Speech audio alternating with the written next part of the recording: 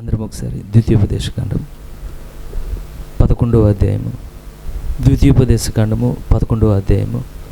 మరి అన్నీ వివరించలేను కానండి, కొంచెం ఒక 4 వచనాల వరకు చదువుకుంటూ వెళ్దాం. 11, 12, 13, 14 వచనాలు. ఎంతమంది వాక్యం దేవుడు అని నమ్ముతున్నారండి? వాక్యమే దేవుడు కదా. సరే, ద్వితీయోపదేశకాండం 11వ అధ్యాయం 11 నుండి 14 వచనాల వరకు చదువుకుంటూ వెళ్దాం అన్నమాట. అందరం చదువుతాం. మీరు నది దాటి స్వాధీనపరుచుకున్నట్టుకు వెళ్ళుచున్న దేశము కొండలు లోయలు గల దేశము, అది ఆకాశ వర్ష జలము త్రాగును. అది నీ దేవుడైన యెహోవా లక్ష్యపెట్టు దేశము. నీ దేవుడైన యెహోవా కన్నులు సంవత్సరాది మొదలుకొని సంవత్సరాంతము వరకును ఎల్లప్పుడూ దాని మీద ఉండును. కాబట్టి మీ పూర్ణ హృదయముతోనూ మీ పూర్ణాత్మతోనూ మీ దేవుడైన యెహోవాను ప్రేమించి ఆయనను సేవింపవలనని నేడు నేను మీకు ఇచ్చు ఆజ్ఞలను మీరు జాగ్రత్తగా వినని యెడల మీ దేశమునకు వర్షము అనగా తొలకరి వానను కడవరి వానను దాని కాలమున కురిపించదను. అందువలన నీవు నీ ధాన్యమును నీ ద్రాక్షారసమును నీ నూనెను కూర్చుకొందువు. మరి దేవుడి లేఖనాల్ని ఆయన ఆశీర్వదించి మన వినికిడిలో మనకు అర్థమయ్యే రీతిగా ఆయన వివరించును గాక. భౌతికంగా ఆత్మీయంగా అన్ని విధాలా దేవుడు మనల్ని ఆశీర్వదించును గాక. దయచేసి కూర్చుందామండి. మరి ఉన్న కొద్ది సమయంలో మరి దేవుడి దగ్గర రీతిగా మరి మంచి వాతావరణం ఇచ్చి ఆయన మనతో మాట్లాడిన గాక. ఎంతమంది ఆనందంగా ఉన్నారండి? దేని బట్టి ఆనందం కలిగి ఉన్నారు? యెహోవాను తమకు దేవుడిగా కలిగిన జనులు ధన్యులు. ఎంతమంది మీ పేర్లు ఆయన గ్రంథంలో రాయబడ్డాయని నమ్ముతున్నారు? ఎవరు చెరపలేనట్లు దేవుడు రాశాడండి. ప్రవక్త అంటాడు, గొర్రెపిల్ల జీవ గ్రంథం మన మ్యారేజ్ సర్టిఫికేట్ అంటే. అది మ్యారేజ్ అయిందని ఎక్కడైనా ఏమంటే సర్టిఫికేట్ చూపిస్తాం కదా. పెళ్ళైందని ఏంటి గ్యారెంటీ అంటే సర్టిఫికేట్ చూపిస్తాం. మనకి ఆయనతో పెళ్ళైందని సర్టిఫికేట్ ఏంటంటే ఒక వర్తమానంలో అంటాడు, గొర్రెపిల్ల జీవ గ్రంథంలో మీ పేరు నా పేరు ఆయన తన సొంత రక్తంతో రాశాడు. ఆయన అటువంటి దేవుడిని కలుగున్నందుకు ఆయన మనకి కృతజ్ఞతలు. ఆయన మనకి ఘనత, స్తుతి, మహిమ, ప్రభావం సమస్తం ఆయన నామమును కలుగునుగాక. మరి మరి గడిచిందన మరి విన్నాను, ఇట్లాగా బన్నుకి పాప పుట్టిందనగానే కొంతమంది బన్నుకు పాప పుట్టిందను. మరి వాళ్ళు ఏమన్నారండి? ఎవరేమంటారు? దేవుడు ఏది ఇచ్చినా మంచిదే అండి. ఎందుకంటే భూమి మీద నేను చాలాసార్లు అదంటే నన్ను కూడా అడిగేవాళ్ళు, నీకు ఆ బాబు కావాలా పాప కావాలి? అదేమన్నా బేకరీలో చేసి తయారు చేసే ఫుడ్ ఐటమా, కిచెన్లో చేసే కూర, అది ఎవరు కావాలంటే అలా తేయడానికి కారణం ఏంటంటే ఒక వ్యక్తి భూమి మీద రాకమునిపే మన జీవిత దినాలన్నీ ఆయన గ్రంథంలో రాసి ఉంటే ఎవరి గర్భంలో బయటికి రావాలి, ఎక్కడ సమస్తమంతా దేవుడు పక్కా ప్లాన్తో చేస్తాడు. ఆయన ఏది ఇచ్చినా మంచిదే అని నమ్ముతారా? మీ జీవితాలు ఆయన ఏది ఇచ్చినా మీకు మంచిగా కనబడకపోయినా ఆయన ఇచ్చాడని నమ్మిక మీరు ఉంటే అది మంచిదే అని నమ్మండి. ఇప్పుడు దేవుడు వీళ్ళకి ఏమి ఇచ్చాడంటే వాగ్దాన దేశం ఇచ్చాడండి. చాలామంది కంటికి అది చాలా తేలిగ్గా కనబడింది, కానీ ఎవరైతే ఏర్పరచబడిన ప్రజలు ఉన్నారో వారికి మాటికి తేలిగ్గా కనబడట్లేదు, కానీ అది ఆశీర్వదించబడిన ప్రాంతంగా కనబడతారు. ఒకసారి ఆ వచనం చదువుకుంటూ వెళ్దాం. 11వ వచనం చదువుతున్నామండి. మీరు నది దాటి స్వాధీనపరుచుకున్నట్టుకు వెళ్ళొచ్చున్న దేశము కొండలు. మీరు నది దాటి స్వాధీనపరుచుకున్నట్టుకు వెళ్ళొచ్చున్న దేశము కొండలు లోయలు గల దేశము. మీరు గమనిస్తే అది కొండలు లోయలు కలిగిన దేశము. కొండలు లోయలు కేవలం వాగ్దాన దేశంలోనే కాదండి, ఐగుప్తులో కూడా కొండలు ఉన్నాయి. కానీ ఇక్కడ చెప్పబడుతున్న కార్యం ఏంటయ్యా అంటే వాగ్దాన దేశంలో ఉన్న కొండల్లో లోయలకి చెప్పబడుతున్న పదం ఏంటంటే కొండల్లోనూ దేవుడు నది యొక్క నీటి యొక్క ఊటలు ఉంచాడు. ఆయన లోయల్లోనూ దేవుడు నీటి యొక్క ఊటలు ఉంచాడండి. వాగ్దాన దేశం ఎంత ఆశీర్వదించబడిన దేశం అంటే దేవుడు వివరించేటప్పుడు చెప్తాడు, ఆకాశంలో ఉన్న వర్షాన్ని ఈ భూమి తాగును. ఆకాశం నుండి దేవుడు దీవిస్తాడు. 2 కొండల్లో ఊటలు పెట్టి అక్కడి నుండి దేవుడు నీళ్ళు బయటకు వచ్చేట్లు చేస్తాడు. ఆయన బండంలో ఉండి మరి 20 లక్షలకి మందికి కావాల్సిన నీరునిచ్చిన దేవుడు అంటే ఆయన. లోయల్లో కూడా సారవంతమైన భూమిగా మార్చి దాంట్లో పంటనిచ్చి దేవుడు తన బిడ్డలను ఆశీర్వదిస్తున్నాడు. ఆఖరికి భూమి కింద అగాధ ఊటల్ని దేవుడు ఉంచాడండి. ఎన్ని ఆశీర్వాదాలు చూడండి. పరలోకంలో దేవుడు దీవిస్తున్నాడు. ఆయన కొండల నుండి దేవుడు నీరు వచ్చేట్టు చేయగలడు. ఆయన లోయల్లోండి ఊటలు ఉంచాడు దేవుడు. భూమి కింద అగాధపు జలం యొక్క నీటిని ఉంచాడు దేవుడు. ఆయన ఎవరి కొరకంటే నీ యొక్క ఆత్మీయ జీవితం, నా యొక్క ఆత్మీయ జీవితం సరిగా ఉండటం కొరకే మనం వెళ్ళే ప్రతి స్థలంలో కూడా దేవుడు తన ఆత్మను సమృద్ధిగా ఉంచుతున్నాడండి. ఆయన ఇది వాళ్ళకే కాదు కానీ దేవుడు మనకు కూడా ఇస్తున్నాడు. ఎంతమంది నమ్ముతున్నారు? మన కోసం కూడా. ఒకసారి మీరు చదవండి, ద్వితీయోపదేశకాండం 8వ అధ్యాయం 7వ వచనం.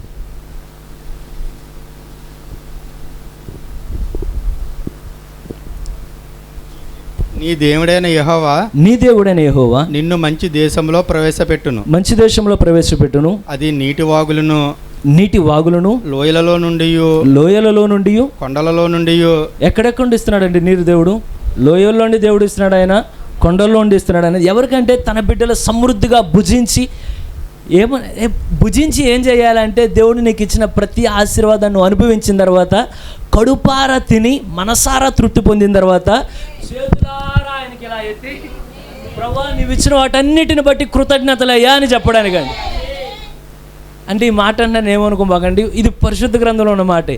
కడుపారా తిని మనసారా తృప్తి పొందిన తర్వాత హృదయానికి కొవ్వు పట్టకూడదు, కానీ నేను చెప్పట్లేదు, వాక్యం చెప్తుంది. అది కడుపారా తిని మనసారా తృప్తి పొందిన తర్వాత ఏం చేయాలంటే తమ కొరకు వింత కార్యములు జరిగించిన దేవుణ్ణి 2 చేతులెత్తి హృదయపూర్వకంగా ప్రభువా నువ్వు ఇచ్చిన ఆహారాన్ని బట్టి వందనాలయ్యా, నువ్వు ఇచ్చిన వస్త్రాలు బట్టి వందనాలయ్యా, నువ్వు ఇచ్చిన గుడారం బట్టి వందనాలయ్యా, నువ్వు ఇచ్చిన ఇంటిని బట్టి వందనాలయ్యా, నువ్వు ఇచ్చిన బిడ్డల్ని బట్టి వందనాలయ్యా, నువ్వు ఇచ్చిన ప్రతి ఈవిని బట్టి నీకు వందనాలయ్యా.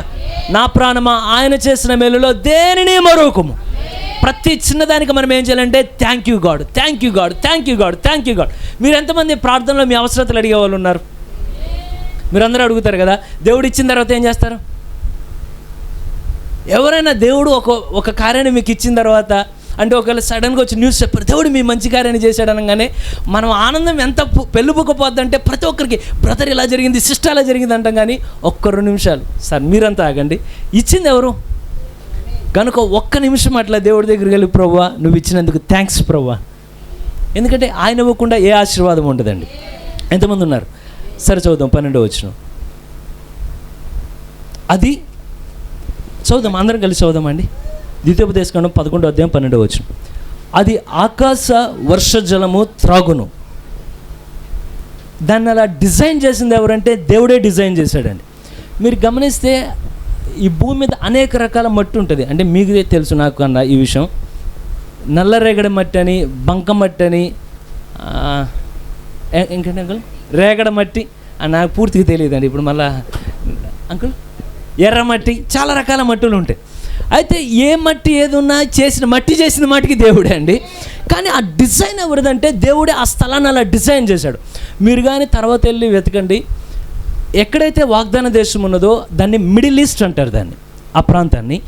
ఆ ప్రాంతం చుట్టూ ఉన్న అన్ని దేశాల్లో ఎడారులు ఉంటాయండి. అక్కడ నీరు దొరక్క మనకి పెట్రోల్ ఎంత ఖరీదో ఆ చుట్టూ ఉన్న దేశాల్లో కొన్ని చోట్ల నీరు అంత ఖరీదు, అసలు నీరు దొరకడం కష్టం. కానీ అటువంటి స్థలంలో ఈ రోజున ఈ 2026లో సమృద్ధిగా నీరు కలిగిన దేశం ఏది తెలుసా? ఇజ్రాయెల్ అండి. కారణం ఏమయ్యా అంటే ఎడారుల్లో కూడా నదులు ప్రవహింపజేయగలిగిన దేవుడు ఆయన.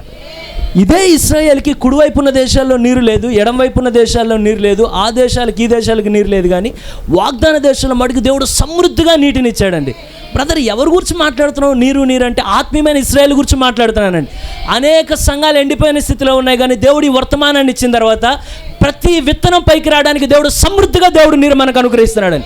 అంటే మనందరిలో విత్తనాలు ఉన్నాయి, ఆ విత్తనాలు ఏమవ్వాలంటే తగిన కాలంలో పంట బయటకు రావాలని దేవుడు కోరుతాడు. చుట్టూ ఎన్ని ఎండిపోయినా మనం ఏమనాలంటే ప్రభువా నింపు నాయన, ఎక్కడంటే విత్తనాలు మొలకెత్తేంత వరకు, పంట చేతికి వచ్చేంత వరకు కూడా మా హృదయాలన్నీ తడుపుతూ ఉండు నాయన. హృదయం ఎండిన స్థితిలో ఉండకూడదు, కానీ మెత్తని స్వభావంతో మా హృదయాలు మారాలని. అయితే ఈ స్థలాన్ని దేవుడు ఏమన్నాడంటే అయ్యా ఇది యెహోవా లక్ష్యపెట్టు దేశము. అంటే ఇంగ్లీష్లో ఏముంటుందంటే కేరెత్, గాడ్ టేక్ కేర్స్. దేవుడు ఈ స్థలాన్ని గురించి జాగ్రత్త తీసుకుంటాడని అర్థం. ఐగుప్తు గురించి జాగ్రత్త తీసుకోడు ఆయన, లేకపోతే ఇండియా గురించి అని కాదు, ఏ దేశం కాదు. కానీ అక్కడ క్లియర్గా ఏముంటుందంటే యెహోవా లక్ష్యపెట్టు దేశం ఇది. ఏది ఇప్పుడు నేను ఏదైతే ఇజ్రాయెల్ అంటున్నానో మీరేం అర్థం చేసుకోవాలంటే నేను అని అర్థం చేసుకోవాలి. దేవుడు ఇజ్రాయెల్ని లక్ష్య పెడుతున్నాడంటే ఇక్కడ ఆత్మీయమైన ఇజ్రాయెల్ ఏమనాలంటే ఆమేన్ అనాలి కాదు. ఎందుకంటే నేను ఆ ఇజ్రాయెల్ గురించి మాట్లాడట్లా, ఈ ఇజ్రాయెల్ గురించి మాట్లాడుతున్నానండి. ఆ అబ్రహాము సంతానం గురించి మాట్లాడట్లా, ఈ అబ్రహాము సంతానం గురించి మాట్లాడుతున్నా. అక్కడున్న వాగ్దాన దేశం గురించి మాట్లాడట్లా, మీరు నేను ఏ వాగ్దాన దేశంలో పోరాడుతున్నామో ఆ స్థలం గురించి నేను మాట్లాడుతున్నాను. ఎందుకంటే ప్రతి భౌతికమైనది ఆత్మీయమైన దానికి మాదిరిగా దేవుడు లేఖనాల్లో ఉంచాడు. అయితే అదే లేఖనం గురించి ఏమన్నదంటే నీ దేవుడైన యెహోవా కన్నులు సంవత్సరాది మొదలుకొని సంవత్సరం చివరి వరకు ఎల్లప్పుడూ దాని మీద ఉండును. ఆయన కన్నులు, అదే వచనాల్లో మనం ఇందాక చదివిన వచనాలండి. ప్రతి సంవత్సరం ప్రారంభమైందంటే ఏమైందంటే దేవుడు తన కృపతో తన కను దృష్టిని ఆ దేశం మీద నిలపడం ప్రారంభిస్తాడు. ఆయన ఆ సంవత్సరంలో ఎన్ని పొరపాట్లున్నా, ఆ సంవత్సరంలో ఎన్ని దోషాలున్నా, ఆ సంవత్సరంలో ఎన్నిసార్లు వెనకబడ్డా ఆయన కనుదృష్టి మరొక స్థలానికి మార్చాడు. కానీ ఆ కనుదృష్టి అదే స్థలం మీద నిలబడి ఉంటుంది. ఇప్పుడు సంవత్సరాది మొదలుకొని సంవత్సరం చివరి వరకు కృప వెంబడి కృప, కృప వెంబడి కృప ఎక్కడున్నదంటే, నేను ఆ స్థలం గురించి కదా, ఈ స్థలం గురించి నేను మాట్లాడుతున్నాను. అయ్యా బ్రదర్ ఎందుకంటే వీళ్ళంతా చాలా మంచివారనా? లేదండి, వీరు మంచివారని కాదు. కానీ వీర పితృడు ఎవరైతే ఒకతను ఆకలితో ఉన్నాడు, ఒక్కడు ఆకలితో ఉన్నాడు. గడిచిన ఒక వర్తమానంలో కూడా చెప్పడం జరిగింది, నిలబడేవాడు ఒక్కడుంటే వెనుకున్న అనేక మందిని నిలబెట్టచ్చండి. పడేవాడు ఒక్కడుంటే అనేక మందిని పడగొడతాడు. మీరు ఒక్కళ్ళే నిలబడ్డారనుకో, మీ వెనక కుటుంబాన్ని దేవుడు నిలబెట్టగలడు ఆయన. కానీ ఒక్కళ్ళు కావాలి ఏమనంటే, ధైర్యంతో ఏమనంటే, ప్రభువా ఏదేమైనా సరే చివరి వరకు నా యొక్క ఆశ అంటే నా యొక్క ఆయుష్ ముగిసే వరకు కూడా ఈ వర్తమానంలో నా కాలు కుడికైనా ఎడమకైనా తొట్టిల్లకుండా స్థిరంగా నా పాదాలు స్థిరపరచు ప్రభువా అని ఒక్కడు నిలబడితే కుటుంబాన్ని దేవుడు నిలబెడతాడని. కానీ ఒక్కడు నిలబడ్డాడే కొంచెం అటు ఇటుకున్నాడంటే వెనక పడేవాళ్ళు ఉంటారు. కారణం ఏమంటే ఆశ ఏసావులో లేదు, కానీ ఆశ యాకోబులో ఉన్నది. ఏమంటే ప్రభువా రెండింతల ఆశీర్వాదం ఇస్తాను, రెండింతల ఆశీర్వాదం ఇస్తాను, జ్యేష్ఠత్వం నాది, జ్యేష్ఠత్వం నాది, జ్యేష్ఠత్వం నాది. ఎప్పుడైతే దాని గురించి ఒక ఆశ, కారణం ఏంటది సామాన్యమైన కారాలతో పరిశుద్ధాత్మ దిగిరాడండి. పరిశుద్ధాత్మ దిగిరావాలంటే సిన్సియారిటీ కావాలంటాడు ప్రవక్త, అంటే యథార్థత కావాలట. 2 మీకు విశ్వాసం కావాలట. ఎంతమంది యథార్థత అంటే అర్థమైన వాళ్ళు ఉన్నారు? నువ్వు చేసే ప్రతి కార్యంలో యథార్థత లేకుండా దేవుడు ఎన్నడూ దిగిరాడండి. మీరు ప్రవక్త యొక్క వర్తమానాలన్నీ చదవండి. ఆయన ఆత్మల యొక్క వివేచన చేసేటప్పుడు, అనేక మంది వ్యాధులతో ఉన్న వారిని స్వస్థపరిచేటప్పుడు, ప్రవక్త నిలబడినప్పుడు చాలాసార్లు రిపీటెడ్గా వాడిన పదాలు ఏంటంటే be sincere, be sincere, be sincere. మీరున్న స్థలంలో యథార్థంగా నిలబడండి, మీరు ప్రార్థన యథార్థంగా చేయండి, మీరు యథార్థంగా నమ్మండి. ఇక మీ యథార్థతలో ఏది కలపకుండా ఉంటే యాకోబుని దీవించిన దేవుడు మనల్ని కూడా దేవుడు దీవిస్తాడు. యాకోబులో ఒక సిన్సియారిటీ ఏమన్నదంటే, ఈ రకమైన సిన్సియారిటీ కాదులే, మోసం చేశాడు, నేను దాని గురించి మాట్లాడట్లేదు. కానీ ఆశలో మటుకి ఒక ఏమన్నదంటే, ఎలాగైనా దీవించు ప్రభువా అని. ఒకరోజు ఇస్సాకు చేతులెత్తి దీవిస్తున్నాడు, ఇదిగో నా కుమారుని యొక్క సువాసన యెహోవా దీవించిన చేను సువాసన వలె ఉన్నది, ఆకాశపు మంచుని నేను నీకు ఇస్తున్నా, భూమి యొక్క సారాన్ని నీకు ఇస్తున్నా, విస్తారమైన ధాన్యాన్ని నీకు ఇస్తున్నా, ద్రాక్షారసాన్ని దేవుడు నీకు అనుగ్రహించును గాక. యాకోబుతో ఆగల, యాకోబుతో తరములు ఆశీర్వాదం వెళ్తానే ఉన్నదండి. యెహోవాను ప్రేమించే వారిని తరతరాలు దేవుడు దీవించే దేవుడు ఆయన. నువ్వు చనిపోవచ్చు కానీ నీ బిడ్డలను ఆయన వదిలిపెట్టాడు. కారణం నీ యథార్థతను బట్టి దేవుడు నీ బిడ్డలను ఆశీర్వదిస్తాడు ఆయన. దావీదు యథార్థత దావీదు ఒక్కడు తావలేదండి, దేవుడు సొలొమోను దీవించాడు ఆయన. ఎంతమంది ఉన్నారు ఈ స్థలంలో? ఇప్పుడు నీ యథార్థత ఎలా ఉండాలంటే నీ తర్వాత తరాన్ని కూడా దేవుడు దీవించే స్థితిలో ఉండాలి. ఎంతమంది దేవుడు అలా ఉంచుతాడు అనుకుంటారు? అయితే ఈ స్థలం ఏ స్థలం అయ్యా అంటే కొండలు లోయలు కలిగిన దేశం. 2 చెప్తున్నాడు అక్కడ దేవుడు చెప్పినప్పుడు. అది దాంట్లో కొండలు ఉన్నాయి, లోయలు ఉన్నాయి. అయితే మనం ఎక్కువసార్లు మనం విన్నప్పుడు ఏముంటుందంటే, కొండలు అనగానే జీవితంలో ఉన్న ఎత్తైన అనుభవాలు, లోయలు అనగానే జీవితాల్లో ఉన్న శోధనలు అండి. ఇది తరచుగా మనం బయట వినేది. అయితే దేవుడు కొండల మీదే దేవుడు అంటే వాస్తవానికి ఏమంటే, ఒకసారి ఇశ్రాయేల్ మధ్యలో యుద్ధం జరగంగానే ఇశ్రాయేలుకి సిరియన్లకు మధ్యలో యుద్ధం జరగంగానే ఇశ్రాయేల్ అనుకున్నారు వాళ్ళు చాలా కొద్దిమందే ఉన్నారు వారు, కానీ శత్రువులు చాలామంది ఉన్నారు. ఆ టైంలో ఇశ్రాయేల్ దేవుడి మీద నిజానికి ఆధారపడలేదు. ఆహాబు ఆ టైంలో రాజుగా ఉన్నది. ఎప్పుడైతే యుద్ధానికి వెళ్ళే సమయంలో దేవుడు తన ప్రవక్తను పంపి ఏం చెప్తున్నాడంటే, ఓ ఆహాబు, దయచేసి నువ్వేమీ ఆలోచించమాకు, కానీ నీ తరపున నువ్వు మంచివాడు కాకపోయినా సరే దేవుడు నీ తరపు నుండి యుద్ధం చేయబోతున్నాడు ఆయన, నువ్వు వెళ్ళి యుద్ధానికి వెళ్ళాను. ఎవరు మా ముందు వెళ్ళాలి? యవనస్తులను మీ ముందు పెట్టి యుద్ధానికి వెళ్ళండి. సరే ఆహాబు ఎప్పుడైతే యుద్ధానికి వెళ్ళగానే శత్రువులు ఎక్కువ మంది ఉన్నారు. మీరు లేఖనాల్లో చదివితే ఎలా ఉంటుందంటే, చుట్టూ సిరియనులు ఆ దేశమంతా కప్పేసేట్టు ఉన్నారట. కానీ ఇశ్రాయేల్ మాత్రం ఒక చిన్న మేక మందవలే ఉన్నారంట మధ్యలో. కానీ దేవుడు గొప్ప విజయాన్ని ఆ స్థలంలో ఇచ్చాడండి. ఇవ్వగానే శత్రువులు ఏమనుకుంటారంటే, వాళ్ళంతా గ్యాదర్ అయ్యి, అసలు లాస్ట్ టైం మనం ఇంతమంది వెళ్ళినా ఎందుకు మనం విజయాన్ని పొందలేదనగానే దాంట్లో ఒక మంచి ఆలోచనకర్త ఒక మాట చెప్తాడు. చూడు యెహోవా ఎక్కడ దేవుడు అంటే కొండల మీద దేవుడు ఆయన. కనుక మనం 2వ సారి వెళ్ళి లోయల్లో పోరాటం చేసామనుకో ఓడిపోతారని. కానీ వెంటనే ప్రవక్తని దేవుడు పంపుతాడు. వాళ్ళు నన్ను చూసి నేను కొండల మీద దేవుణ్ణి అనుకుంటున్నాను. నేను కొండల మీదే దేవుణ్ణి కాదు, నేను కొండల మీద దేవుణ్ణి, లోయల్లోనూ దేవుణ్ణి, సర్వభూమికి నేనే దేవుణ్ణి. కనుక నేను యెహోవానని వారు తెలుసుకున్నట్లుగా నేనే వారి మధ్యలోనికి దిగి వచ్చాను. నీకు విజయంలోనూ దేవుడు దేవుడే, ఓటమిలోనూ దేవుడు దేవుడే. నువ్వు ఓడిపోవచ్చు, ఆయన మాత్రం ఎన్నడూ ఓడిపోయే అవకాశమే లేదండి. కానీ ఇప్పుడు ఏం కావాలంటే, నువ్వు ఓడిపోయినప్పుడు కూడా దేవుడిని ఏమనాలంటే, ప్రభువా నా పొరపాటును బట్టి నేను ఓడిపోయాను, కానీ నీవు మాత్రం నిన్న నేడు నిరంతరం నువ్వు ఏకరీతిగానే ఉన్నావయ్యా. ఎంతమంది నమ్ముతున్నారు? లోయల్లో కూడా దేవుడు దేవుడేనా? ఎంతమంది నమ్ముతారు? లోయలో కూడా దేవుడు.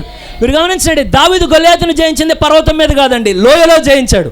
కారణం, లోయలో కూడా ఇంకా నీటి ఓటలు ఉన్నాయండి. నీ ఓటములో కూడా దేవుడు ఇంకా తోడుగానే ఉంటాడు. ఆయన తన విత్తనాన్ని ఎన్నడూ వదిలిపెట్టాడు. ఆయన ఎంతమందికి అర్థమవుతున్నదో? దావీదు, ఫిలిస్తీన్లు, ఆ గొల్యాతు, ఎంతమందికి నేను చెప్పే వాక్యం అర్థమవుతుంది? ఎంతమంది? ఇప్పుడు చెప్పాలి ఏమనంటే, వాగ్దాన దేశాన్ని చూసి ఇది ఆకాశ వర్షం జలము త్రాగును అన్నట్టు ఇప్పుడు విశ్వాసం ఏమనాలంటే, ఈ విశ్వాసం ఆకాశం యొక్క వర్షం యొక్క జలాన్ని త్రాగును. ఆ స్థలం గురించి కాదు, ఈ స్థలం గురించి మాట్లాడుతున్నామండి. మీ గురించి, నా గురించి దేవుడు లేఖనం రాస్తున్నది అక్కడ. ఇప్పుడు దావీదు నిలబడంగానే లోయ వైపు చూడట్లేదు, కానీ దావీదు ఫిలిస్తీన్ల శత్రువులు ఆ స్థలంలో నిలబడంగానే, కానీ ఎన్ని రంకెలు 40 దినాలు రంకెలేశాడు. కానీ దావీదులో మాత్రం ఏ విధంగానూ విశ్వాసం చెరిగిపోలేదు. కానీ సున్నతి లేని ఈ ఫిలిస్తీయుడు అంత మాత్రం ఈ రోజున సర్వలోకం తెలుసుకున్నట్లుగా ఏమని, ఇశ్రాయేళ్ల మధ్యలో ఒక సజీవమైన దేవుడు ఉన్నాడని సర్వలోకము తెలుసుకున్నట్లుగా ఫెయిత్, FAITH 5 రాళ్ళు తీసుకుంటే ఒక్క రాతితో కొట్టగానే దేవుడు శత్రువును కొప్పుకూల్చాడు. ఎక్కడ? లోయలోనే దేవుడు జరిగిస్తున్నాడు ఈ కార్యాన్ని. మీరు గమనించండి, ఒకానొక టైంలో దేవుడు ఏస్కేల్ పైకి లేవనెత్తుకుంటూ తీసుకెళ్ళాడు. ఆయన ఏస్కేల్ని తీసుకెళ్ళగానే దేవుడు ఒక లోయలో దించుతున్నాడు. ఆయన్ని దించగానే ఏస్కేల్ చూడంగానే, చుట్టుపక్కల చూడంగానే అన్ని ఎండిపోయిన దేహాలు ఉన్నాయండి. అన్ని చుట్టూ ఎముకలు కనబడుతున్నాయి. అక్కడ అన్ని ఏమంటే మొత్తం ఎండిపోయిన స్థితిలో ఉన్నది. కానీ దేవుడు అడుగుతున్నాడు, ఓ ఏస్కేలు, నరపుత్రుడా, ఈ ఎండిన ఎముకలు మరలా తిరిగి బతకగలవా? దేవుడు కొండల మధ్యలో ఉంచలేదండి, ఎండిన ఎముకలు లోయల మధ్యలో ఉంచాడు దేవుడు. ఆయన లోయలో కూడా దేవుడు దేవుడే. ఆయన ఎప్పుడైతే వాటి మధ్యలో ఉంచగానే దేవుడు ఆయన అడుగుతున్నాడు, కారణం ఏమయ్యా అంటే, వేసుకున్నాడు, అయ్యా నాకు తెలియదు, నీకే తెలుసును ప్రభువా, నీకే తెలుసును ప్రభువా. కానీ వెంటనే అన్నాడు, ప్రవచించు నువ్వు అని అనగానే, ఓ ఎండిన ఎముకలారా, కారణం ఇతని గొప్పతనం కాదు, ఇది మాట ఇచ్చినది దేవుడు కనుక వెనుక, ఓ ఎండిన ఎముకలారా, మీలోనికి జీవం వచ్చినట్లుగా నేను సెలవిస్తున్నాను. ఎప్పుడైతే ఆ మాట ఆ దేవుని యొక్క ఆత్మ ప్రేరేపణ కింద చెప్పాడో, గడగడ గడగడ గడగడగడమైన శబ్దం రావడం ప్రారంభించినది. ఎండిన ఎముకలన్నీ టక టక టక టక టక టక ఒక రూపం రావడం ప్రారంభించినాయి. వెంటనే నరాలు వస్తున్నాయి దాని మీదకి, వెంటనే మాంసం వస్తున్నది, వెంటనే చర్మం వస్తున్నది. జీవాత్మ నలుదిక్కుల నుండి రాగానే గడగడమంటూ ఏమైనదంటే, లెక్కింప సత్యము కానంత దేవుని సైన్యమే వారు నిలిచారండి. కొండల్లో కూడా దేవుడు దేవుడే. బ్రదర్ ఏమయ్యా అంటే, మీరు గమనించండి, ఇంకోటి ఉన్నది, కిద్రోన్లో ఆ లోయలో ఏం జరిగినదంటే, బలిపీఠాలని, ధూపవేదికల్ని, అన్యులని ఒకప్పుడు ఇశ్రాయేల్ ఆరాధించిన కార్యాలన్నిటిని తీసుకొచ్చి పడగొట్టి లోయలో పడగొట్టారు. కారణం ఏంటంటే, లోయలో కూడా దేవుడు దేవుడే అండి. నువ్వు నమ్మగలిగితే, నేను నమ్మితే కాదు, నువ్వు నమ్మితే నీ జీవితంలో దేవుడు చేయగలడు. ఆయన ఎంతమంది నమ్ముతున్నారు? లోయలో కూడా దేవుడు దేవుడేనా? నీ ఓటములో కూడా దేవుడు దేవుడేనా? మళ్ళీ నొక్క అడుగుతున్నాను, నీ ఓటములో కూడా దేవుడు దేవుడుగానే ఒప్పుకోగలవా? నీ విజయంలో దేవుడు దేవుడు ఎలాగో, నీ ఓటములో కూడా దేవుడు దేవుడు అలాగే. నిన్ను స్వస్థపరిచినప్పుడు దేవుడు దేవుడు ఎలాగో, స్వస్థపరచకపోయినా, నువ్వు అడిగినది ఇవ్వకపోయినా, నువ్వు ఆశించింది ఇవ్వకపోయినా, దేవుడు దేవుడే అండి. ఆయన కొండల మీద దేవుడే, లోయలోనే దేవుడే. ఆయన శక్తిలో ఏ మార్పు లేదు, ఆయన శక్తిలో ఏ కొరత లేదు. కానీ ఆయన మాత్రం నిన్న నేడు నిరంతరం ఏకరీతిగా ఉన్న దేవుడే. బ్రదర్, ఎందుకని దేవుడు కొండల్లో దీవించాడు, లోయల్లో దీవించాడంటే, కొండల మీద వచ్చే ఒక పైరు ఉన్నదండి, లోయల్లో వచ్చే ఒక పంట ఉన్నది. కొండల మీదనేమో ఆ ఇశ్రాయేల్ మధ్యలో ద్రాక్షల యొక్క పంట వస్తూ ఉంటుంది. కొండల మీద బార్లీని పండిస్తూ ఉంటారు. కొండల మీద తర్వాత యాపిల్స్ని పండిస్తారు. కొండల మీద నెక్స్ట్ పియర్స్ అంటారు, మనం చాలాసార్లు ఉంటాం, ఆ ఫ్రూట్స్ని పండిస్తారు. కానీ కొండల కింద మాత్రం ఏం పండిస్తారయ్యా అంటే, గోధుమలు పండిస్తారు. కొండల మీద పెంచరండి గోధుమలు, లోయల్లో పెంచుతారు. గోధుమలు పండిస్తారు. నెక్స్ట్ ఎవలు, ఇటువంటివి ఏమయ్యా అంటే, కొన్నేమో లోయ కింద ఉంటాయి, కొన్నేమో పర్వతాల మీద ఉంటాయి.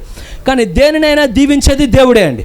బ్రదర్, ఎందుకని నువ్వు ఇలా మాట్లాడుతున్నావు? కారణం ఏమయ్యా అంటే, నువ్వు పంట గురించి ఎందుకు మాట్లాడుతున్నావు అంటే, ఒకసారి టైం లేదు కానీ ఫాస్ట్గా క్లోజ్ చేద్దాం. కొరింథీయులకు రాసిన మొదటి పత్రిక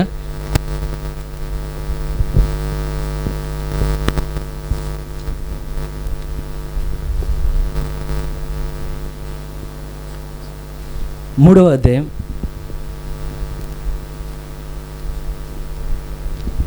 9వ వచనం అండి. మేము దేవుని జత పనివారమై ఉన్నాము. మేము దేవుని యొక్క జత పనివారమై ఉన్నాము. మీరు దేవుని వ్యవసాయమును. ఎవరండి దేవుని వ్యవసాయం? ఎవరండి మనం. ఎవరండి అని మీరండి అన్నమాకండి, మనమండి. రైట్. నేను ఏమన్నానంటే, మీరేమన్నారంటే ఇదంతా చక్కని పైరులాగా దేవుడు ఈ సాయంకాలం ముందు దేవుడు దీవించును గాక. పౌలు అన్నాడు, దేవుని వ్యవసాయం ఎవరో కాదు, మీరే దేవుని యొక్క వ్యవసాయం. మీరు బ్రదర్, ఏ వ్యవసాయకుడు తన సొంత పొలాన్ని ఎవడూ నాశనం చేసుకోడు.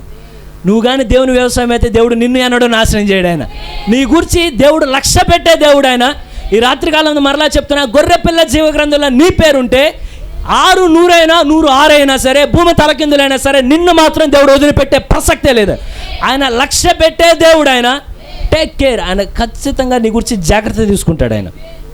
అయితే మీరు గమనించండి, ఇప్పుడు మనం ఏ వ్యవసాయం అయ్యా అంటే, ఇప్పుడు మనమంతా పొలంలోకి దిగిపోవాలి. ఎక్కడికి?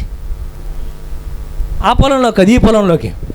కారణం ఏంటంటే, ఇప్పుడు మన మధ్యలో వ్యవసాయకుడు, విత్తనాలు ఇచ్చేది ఆయనే, నీటిని ఇచ్చేది ఆయనే, ఫలించడానికి జీవాన్ని ఇచ్చేది ఆయనే, మనలో జీవింపజేసే శక్తిని ఇచ్చేది దేవుడే.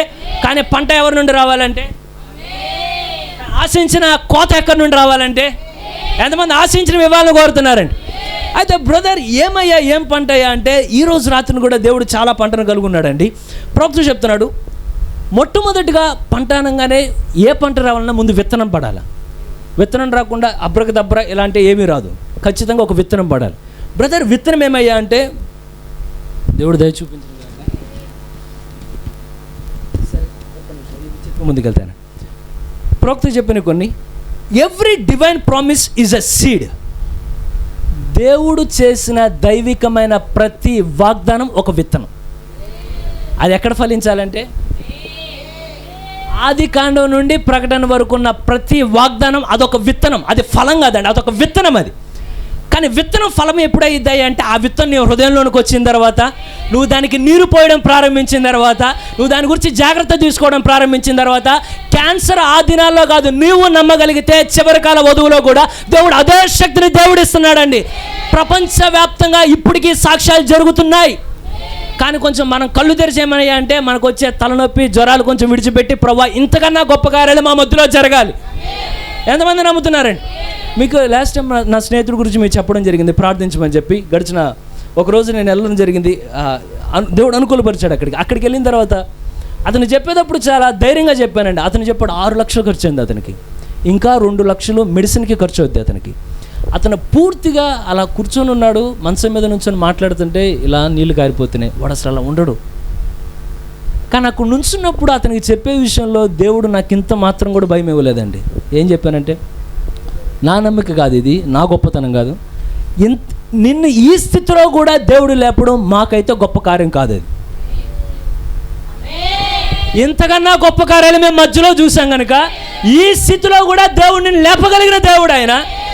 సరే ప్రార్థించమంటామని, సరే ప్రార్థించ. అక్కడ ప్రార్థించేటప్పుడు కారణం ఏమయ్యా అంటే, నేను రుచి చూశాను కనుక, ఒకరోజు ఆ విత్తనం నాలో పడింది కనుక, అది ఫలించింది కనుక, పంట నేను కోసాను కనుక, ఇప్పుడు అందరికీ వచ్చి ఏం చెప్తానంటే, ఈ వాగ్దానం కానీ నీ హృదయంలో నువ్వు విత్తుకొని, నువ్వు కానీ విశ్వాసాన్ని నీరు పోస్తే, నేను పంట కోసినట్టే నువ్వు కూడా వాగ్దానం నెరవేర్పనే పంట నువ్వు కోయగలుగుతావు. ఎంతమంది నిన్న నేడు నిరంతరమైన ఒకే రీతికున్నాడని నమ్ముతున్నారు? ఆయనే స్వస్థపరిచే దేవుడని, విశ్వాస సహితమైన ప్రార్థన ప్రతి రోగిని పైకి లేవనెత్తునని, చనిపోయిన వాడిని కూడా లేవనెత్తే శక్తి దేవుడి చివరి కాలంలో వధువు మధ్యలో ఆయన ఉంచాడని. అది ఒక విత్తనం. కానీ నీ హృదయం ఏమవ్వాలంటే మంచి నేలగా మారి, ఆ వాక్యాన్ని నీ హృదయంలో చేర్చుకొని, ఏమని ఇప్పుడు ఏం నీరుపాలంటే, విశ్వాసం అనే నీరు దానికి కట్టి దాన్ని పోషిస్తూ ఉంటే ఒకరోజు తప్పకది మంచి ఫలాలు ఇవ్వడం ప్రారంభిస్తుందని. ఒకసారి ప్రవక్త దగ్గరకు వచ్చి అడుగుతున్నారు, ఒక ఆవిడ అడుగుతుంది, అయ్యా ఒక వ్యక్తి వచ్చి అడుగుతున్నాడు, బ్రదర్ దయచేసి నా కోసం ప్రార్థించాను. సరే చెప్పు అమ్మా. నేను రాబర్ట్ దగ్గరికి వెళ్ళాను, బ్రదర్ ఓరల్ రాబర్ట్స్ దగ్గరికి వెళ్ళాను, అతని దగ్గర ప్రార్థనా సాయం అడిగాను, కానీ ఏమీ జరగలేదు. సరే నేను అదేవిధంగా కోల్స్ దగ్గరికి వెళ్ళాను, బ్రదర్ కోల్స్ దగ్గరికి వెళ్ళాను, అక్కడ ప్రార్థించాను, కానీ అక్కడ కూడా నాకు ఏ కార్యం జరగలేదు. మరి అదేవిధంగా జాగర్రీ అని సంథింగ్ ఇంకో బ్రదర్ ఎవరు ఉన్నారు, అతని దగ్గరికి వెళ్ళాను, అక్కడికి వెళ్ళినా కూడా నాకు ఏ అద్భుతం జరగల బ్రదర్, అందుకని మీ దగ్గరికి వచ్చానని. వెంటనే ఆయన అన్నాడు, నువ్వు వెళ్ళిన 3 దగ్గర నీకేం జరగలేదు కదా, నా దగ్గరికి వచ్చిన నీకేం జరగదు అన్నాడు. నువ్వు మనుషులను మారుస్తున్నావు, పాస్టర్లు మారుస్తున్నావు, మీటింగ్లు మారుస్తున్నావు, చర్చీలు మారుస్తున్నావు. నువ్వు మార్చాల్సింది మనుషుల్ని కాదు, అసలు నువ్వు మారాలి ఫస్ట్ అని. కారణం ఏమయ్యంటే, నీ హృదయంలో విశ్వాసం అనే విత్తనానికి నీవు నీరు అంటే వాగ్దానం అనే విత్తనానికి నీవు నీరు పోయకపోతే ఏ సేవకుడు నిలబడి ఇక్కడ ఏం చేయగలడు నీ కొరకు? ఎంతమందికి అర్థమవుతుందా? నువ్వు ప్రీచర్స్ మీరు గమనించండి, కొన్నిసార్లు ఎవరైనా స్వస్థపరిచే సేవకుడు మన మధ్యలోకి వచ్చాడనగానే ఫస్ట్ ఒకవేళ నేను బయట నుంచి నా దగ్గర అడుగుతాను, బ్రదర్ నాకు ప్రేయర్ చేయండి. సరే ప్రేయర్ చేసిన తర్వాత ఏం జరగకపోతే సుదర్శన్ దగ్గర శక్తి లేదు, పాస్టర్ గారి దగ్గర ఓకే, మళ్ళీ సురేష్ పాస్టర్ గారి దగ్గర పాస్టర్ గారు నా కోసం ప్రార్థించారు. సరే పాస్టర్ గారు ప్రార్థించారు, ఒకవేళ ఏం జరగలేదు అనుకోండి సపోజ్, మళ్ళీ నెక్స్ట్ ఇంకో దగ్గరికి వెళ్ళిన తర్వాత ఇంకో పాస్టర్ గారు మన మధ్యలోకి రాగానే ఇక వరుస పెట్టికి ఇక తల పట్టుకుని ఇలా తల వంచుకుని వెళ్ళిపోతారు పాస్టర్ గారు నా కోసం. నేను రిపీటెడ్ ఒకళ్ళనే చూశానండి. 5 సంవత్సరాల తర్వాత ముందెళ్ళాడు నాకు స్వస్థ అని, మళ్ళీ 5 సంవత్సరాలు వెళ్ళాడు స్వస్థత అని. అక్కడ సేవకుడు మారుతాడు కానీ ఈయన మారట్లా లైన్లో. ఎంతమందికి అర్థమవుతుందో? ఏమన్నా కొన్నిసార్లు ఇక్కడ సేవకులు మారిపోతారు, ఇక్కడ ప్రార్థన చేసే చేతులు మారిపోతాయి, కానీ ఈ బిలీవర్లు మారరు. వచ్చిన బిలీవరే కారణం ప్రవక్త అంటున్నాడు, నువ్వు మనుషుల్లో మారకు, ఫస్ట్ నువ్వు మారితే నువ్వు ఏ స్థలంలో ఉంటే ఆ స్థలంలోనే దేవుడు అడిగిన కార్యాన్ని చేయగలడు ఆయన. ప్రవక్త అన్నాడు, అయ్యా నేను కాదు నీ కోసం దెబ్బలు తినింది, నేను కాదు నీ కోసం ముళ్ళ కిరీటాన్ని పెట్టుకుంది, నేను కాదు నీ కోసం కల్వరెక్కింది, కల్వరి ఎక్కిన ఆయన నీతో మాట్లాడుతుంటే ఆయనతో వ్యవహరించు, నువ్వు స్వస్థపరిచేది నేను కాదు ఆయన. అయితే ఇంకో కార్యం చెప్తున్నాడు, ఆ వాగ్దానం అనే విత్తనం నీ గుండెల్లో దేవుడిచ్చాడు అనుకో. ఎంతమందికి అర్థమవుతుందని చెప్పేది? నువ్వు మీరు ఎంతమంది బైబిల్లో వాగ్దానం పట్టుకొని ప్రార్థించే వాళ్ళు ఉన్నారు? నేను వర్తమానంలో నేర్చుకున్నానండి, కానీ వర్తమానం ఇంకా చెప్పాలంటే గడిచిన దినాల్లో చదువుతుంటే, ప్రభువా నువ్వు ఏదైనా నా దగ్గర నుండి తీసేయి, కానీ ఇది మాత్రం నా దగ్గర నుండి తీయబాగను. దీనిలో ఉన్న జీవం, నువ్వు ఆ బుక్కుకు దూరంగా నువ్వు ఎన్ని దినాలన్నా బతుకు, నీ జీవితంలో ఆ ఫలితం అనేది నువ్వు చూడలేవు. కానీ ఒక్కసారి వర్తమానంలో అడుగుపెట్టు, నువ్వు లోనికి నడుస్తూ ఉంటే నీకు మొట్టమొదట ఏం అర్థం కాదు, కానీ నీ ఆసక్తిని చూసి దేవుడు నీ కళ్ళు తెరవడం ప్రారంభిస్తాడు ఆయన. అందరూ ఏం చేస్తారు తెలుసా అండి? చాలామంది మంచి మెసేజ్ బుక్ బిలీవర్లు ఉంటారు, రీడర్స్. బుక్ తీస్తారు ఇలాగా తీగానే, ఉన్నారు నాకు తెలిసిన వాళ్ళు కూడా, ఈ బుక్ ఇంతలా ఉన్నాయి, వెళ్తారు అవతలకి, 1 గంట కూడా అవదు బుక్ అయిపోయిందా. మా వాళ్ళు ఉన్నారు ఒకళ్ళు, ఇదేంటి ఏ బుక్ అడిగినా చదివేసానంటుంది ఈవిడ, అసలు ఎంత చదివే, ఈవిడ ఎప్పుడు చూసినా మాట్లాడుతూనే ఉంటుంది, ఈవిడ ఎప్పుడు చూసినా చదివానంటే చెప్తుందంటే ఫస్ట్ పేజ్ ఓపెన్ చేస్తాడు. ఓపెన్ చేయగానే బ్రదర్ నెవిలు ఎందుకులే ఇవన్నీ, దీంట్లో ప్రతి అక్షరం ఒక గోధుమ గింజ. నువ్వు నమ్మగలిగితే ప్రతి అక్షరం గోధుమ గింజ. నువ్వు విశ్వాసమనే నీరు పోయి ఇక్కడ నుండి ఇక్కడ వరకు నువ్వు తీయగలిగింది ఒక్క మొక్క లేదండి, ప్రతి అక్షరం అవసరం ఉంది వీళ్ళని. ఇప్పుడు ఫస్ట్ 2 పేపర్లు 3 పేపర్లు చదువుద్ది ఆవిడ, చదివిన తర్వాత ఇది పెద్దగా అంతగా లేదనిపిస్తుంది ఆవిడకి, మళ్ళీ చివరి పొద్దు 2 పేజీలు చదివి. అది కాదు నువ్వు నిజంగా లోనికి వెళ్ళడం కారణం ఏమయ్యా అంటే, నీకు గూగుల్ గూగుల్ అయిపోవాలి. నేను చెప్పిన పదం అర్థం అవ్వలేదేమో. ఏమవ్వాలి? టేబుల్ గూగుల్ అవ్వాలి. మీరు గమనించండి, ఇప్పుడు పుట్టే పిల్లలందరూ గూగుల్ పిల్లలు తెలుసా మీకు? వాళ్ళకి ఏం చేయాలో డాక్టర్ కూడా చెప్పక్కర్లా. ఈ పేరెంట్స్ ఉన్నారు కదా, మా వాడికి తుమ్ము వచ్చింది ఏం చేయమంటావు గూగుల్లో, మా బిడ్డకు తుమ్ము వచ్చింది ఏమి చేయవలను అనగానే చెప్పుద్ది. నువ్వు తీసుకెళ్ళు 2 సార్లు వేడి నీళ్ళు ముంచనగానే డాక్టర్ గారు వద్దు ఊరుకోను. గూగుల్ పిల్లలు మా వాళ్ళు అంటారు, గూగుల్ ఎక్కడికైనా వెళ్ళాలి ఏం చేయాలి? గూగుల్. సార్ నువ్వేమైనా చదువుకోవాలి? గూగుల్. ఒకవేళ ప్రవక్త రిజమో కాదో తెలియదు, గూగుల్. అన్నీ గూగుల్. నువ్వు నిజంగా గూగుల్ ఎతికినంత ఇంట్రెస్ట్గా టేబుల్ అనే వర్తమానం ఫోన్లో ఉంటుందండి. గూగుల్ని ఎతికినట్టు టేబుల్ని ఎతికామనుకో, దానిలో జీవం లేదు, దీనిలో జీవం ఉన్నది కనుక ప్రతి అక్షరం నీకు అర్థమయ్యేది. ఎంతమంది ఎతికే వాళ్ళు ఉన్నారు వర్తమానంలో? ఎంతమంది పరిశుద్ధాత్మను పొందాలని కోరే వాళ్ళు ఉన్నారు? కానీ ఎన్నడైనా వర్తమానాన్ని ఎతికారా? నేను అడుగుతున్నది అర్థం అంటే పరిశుద్ధాత్మ మీద ప్రవక్త ఎన్ని వర్తమానాలు చెప్పాడు? సరే, ఆ వర్తమానాలు నువ్వెన్ని చదివావు? ఆ వర్తమానం చదివేటప్పుడు నీకు తాకిన పాయింట్ ఏది? కారణం ఏమయ్యా అంటే, వాగ్దానం అనేది ఊరికే రాదండి. దేవుడు ఊరికే ఇవ్వడు, నీకు అర్థమయ్యేట్లు చేయాలన్న నీలో ఒక ఆసక్తిని దేవుడు చూస్తాడు ఆయన. నీకు అర్థం కాకపోయినా నువ్వు చదువుతా ఉండు. ఎంఐ మార్గంలో వారి మధ్యలోకి వచ్చి రొట్టె విరిచిన దేవుడే ఒకే రోజు నువ్వు ఒంటరిగా ఉండగా దేవునికి రొట్టెని విరవంగానే నీ కన్నులు వెంటనే వెలిగించబడతాయి. ఆసక్తి ఉంటే దేవుడు ఇంకా వర్తమానం అర్థమయ్యేట్లు దేవుడు చేస్తాడండి ఆయన. ఎందుకంటే నీకు సేవుడికి అర్థమైనంత నీకు అర్థం అవ్వాల్సిన అవసరం లేదు, కానీ నీకెంత అర్థం అవ్వాలో అంత ఖచ్చితంగా అర్థం అవ్వాలి నీకు. నువ్వు తీసుకున్న ప్రతి అడుగు నిజంగా వర్తమానంలో ఎత్తగలుగుతున్నామా మనం? ఎంతమంది ఉన్నారు? టేబుల్ ఏమవ్వాలి? ఎంతమందికి అర్థమైందని నేను చెప్పింది మీకు ఒకవేళ సింపుల్గా అనిపించచ్చేమో, కానీ సీరియస్గా తీసుకోండి. అంటే నిజంగా నేనేం చేశానయ్యా అంటే, నాకు ఒక డిసీజ్ ఉందని నాకు అర్థమైంది అనుకోండి, ఆ డిసీజ్ టేబుల్లో కొడతా. ఏంటిది? ఒకవేళ నాకు కడుపులో బాగాలేదు, నేను వెంటనే టేబుల్లోకి వెళ్ళేది కొడతామే అంటే నిజంగా ప్రవక్తలను స్వస్థపరచబడ్డారా? నేను అలా ఎతికితే ఈరోజు మీకు కనబడే ప్రతి రోగం దాదాపు ఆ రోజున ఉన్నదండి. వెంటనే అక్కడ దేవుడు ఎప్పుడైతే ప్రవక్త అక్కడ ప్రార్థిస్తూ ఉంటాడో, కొన్నిసార్లు మీరు నమ్మండి నమ్మకపోండి, ఏమంటే ఇది కొంచెం డీప్గా వెళ్ళాలి మనం.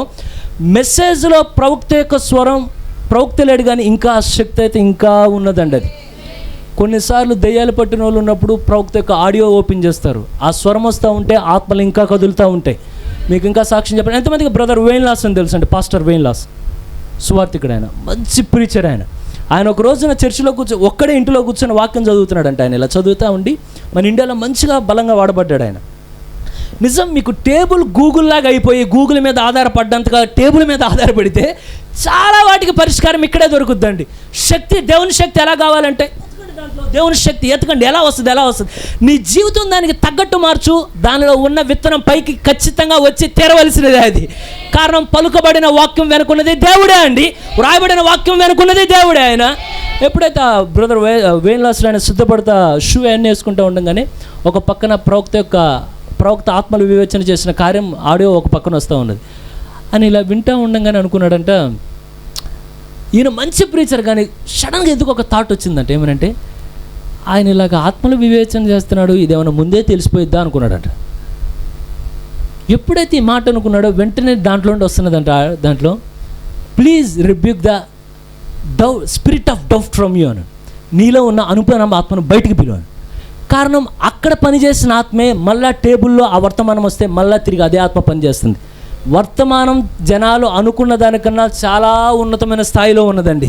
ఇది ప్రింటెడ్ అలా కాదు, వర్తమానం మోగుతూ ఉంటే మళ్ళీ ఆత్మ కదిలింపు జరుగుతూనే ఉంటుంది. అది ఎంతమంది వర్తమానంగా తీసుకుందామని కోరుతున్నారు? నువ్వు వర్తమానంగా తీసుకో. దేవుడిని పక్షాన నువ్వేది అడిగితే దేవుడు అది ఇంకా ఇవ్వగలిగిన దేవుడు ఆయన. కానీ మనం ఏం చేయకూడదంటే ప్రతి వాగ్దానం విత్తనం అని నమ్ముతున్నారా? ఇప్పుడు వాగ్దానానికి నీరెవరు పోయాలి? దేవుడు పోయాడండి, మీరు నేనే పోయాలి. ఏమని? ప్రవక్త అన్నాడు, నీకు కార్యం జరగాలనుకో, కార్యం జరిగిందని అందరికీ సాక్ష్యం చెప్తా ఉండు. నువ్వు ఎప్పుడైతే సాక్ష్యం చెప్తా ఉంటావో విత్తనం మొలకెత్తడం ప్రారంభిస్తుంది. విత్తనం మొలకెత్తుతూ ఉంటుంది. కానీ మొలకెత్తి విత్తనాన్ని ఎన్నడు తవ్వి మళ్ళీ బయటికి తీకు. అయ్యిందా అవ్వలేదా? నీ పని ఏమంటే నీరు పోస్తూ ఉండు. తగిన టైంకి దేవుడు బయటికి తీసుకొస్తాడు దాన్ని. అయితే అదేవిధంగా ప్రతి దేవుని యొక్క సన్నిధిలో దేవుని నోట నుండి పలకబడే ప్రతి మాట ఒక విత్తనం అండి. ఇది ఇంకా కరెక్ట్గా కొంచెం ఎలా చెప్పాలండి అంటే, దేవుని యొక్క సన్నిధిలో పరిశుద్ధాత్మ యొక్క ప్రేరేపణ కింద, పరిశుద్ధాత్మ యొక్క అభిషేకం కింద, పరిశుద్ధాత్మ యొక్క ప్రేరేపణ కింద పలకబడిన ప్రతి మాట కూడా ఒక విత్తనం అండి. మానవుడు పలికిన మాట విత్తనం కాదు, లేకపోతే ఒక సేవకుడు కాదు, కాదు. పరిశుద్ధాత్మ యొక్క అభిషేకం కింద, పరిశుద్ధాత్మ యొక్క ప్రేరేపణతో పలకబడిన ప్రతి మాట ఒక విత్తనం. అది ఈ విత్తనం ఎవరి దగ్గరకు వస్తుందయ్యా అంటే, ప్రతి ఒక్కడు ఈ విత్తనాన్ని పట్టుకోలేడు. కానీ ఆ విత్తనం కొరకు ముందు ఏర్పాటు చేయబడిన స్థలం ఎక్కడ ఉంటుందో ఆ స్థలం వాటికి వెంటనే ఆ విత్తనాన్ని పట్టుకొని ఏమంటుందండి? అమ్మేనంటది. ఎంతమంది నమ్ముతున్నారు? దేవుని మాటే విత్తనం అండి. ఎంతమంది నమ్ముతున్నారు? దేవుని మాటే విత్తనం. అయితే దేవుని మాట విత్తనమే. ఆ మాట పలుకబడిన తర్వాత కొన్నిసార్లు 800 సంవత్సరాలు పట్టచ్చు ఆ విత్తనం ఫలించడానికి, కానీ ఫలించి తీరుద్ది. యెషయా అన్నాడు, కన్యక గర్భవతి కుమారుని కనును అనినప్పుడు అదొక విత్తనం, అది బయటకు వచ్చింది. కానీ 800 సంవత్సరాలు ఏమీ జరగలేదండి. కానీ దాని కాలంలో తప్పక అది ఫలించును కనుక మరియ యొక్క కాలంలో తప్పక ఆ వాగ్దానం ఫలించి నిజంగానే కన్యక గర్భవతి కుమారుని కనింది. ఇక్కడ నువ్వు దేవుని సన్నిధికి వచ్చిన తర్వాత పరిశుద్ధాత్మ ప్రేరేపణ కింద ఎంతమంది నమ్ముతున్నారు దేవుడు మన మధ్యలో ఉన్నాడని? సేవకుడు ద్వారా దేవుడు మాట్లాడే సమయంలో ప్రతి మాట నీ హృదయంలో ఒక విత్తనంలో దూసుకొని వెళ్తుంది. అది ఎన్ని సంవత్సరాల లోనున్నదని అర్థం కాదు, అది విషయం కాదు. కానీ నీలోకి వచ్చిన తర్వాత మీరు గమనించండి, ఇక్కడ మనం అనేకం వింటాం కానీ అనేకం మన జీవితంలో నెరవేరం. అనేకం వింటాం, అనేకమైన వాటికి మనం ఆమెన్ అంటాం, కానీ అన్నీ మన జీవితంలో నెరవేరు. కారణం ఏమయ్యంటే అది ఇంకా నీ జీవితంలో విత్తనంలా ఉన్నది. కానీ ఎప్పుడైతే నువ్వు దేవుని అడుగుతూ ఉంటావో, ప్రభువా నాలోకి వచ్చిన విత్తనాన్ని దయచేసి పరిశుద్ధాత్మ ద్వారా తాకి ఆ విత్తనాన్ని ఫలించేట్లు చేయి ప్రభు అనగానే తగిన సమయానికి దేవుడు ఆ విత్తనాన్ని ఫలించేట్లు దేవుడు చేస్తాడండి. అప్పుడు నువ్వు విన్న వాక్యం యొక్క మార్పుని జీవితంలో నువ్వు గమనించగలుగుతావు. ఎంతమందికి అర్థమైనది? దేవుని యొక్క మాటే విత్తనం, అది ఎలా పలకబడాలి? పరిశుద్ధాత్మ యొక్క అభిషేకం కింద, పరిశుద్ధాత్మ యొక్క ప్రేరేపణతో పలకబడినప్పుడు అదొక విత్తనంలోనే నీ హృదయంలోనికి వస్తుంది. ఎన్ని వారాలైనా సంబంధం లేదు, ఎన్ని సంవత్సరాలైనా సంబంధం లేదు, కానీ పరిశుద్ధాత్మ తాకంగానే తిరిగి ఆ విత్తనం తప్పక ఫలించి తీరాలి. అది బ్రదర్ ఎందుకయ్యా అంటే, సరే మళ్ళీ గమనిద్దాం. ఎంతమంది దేవుడు వాక్యం చెప్పినట్లుగా మనం మారాలని కోరుతున్నారు?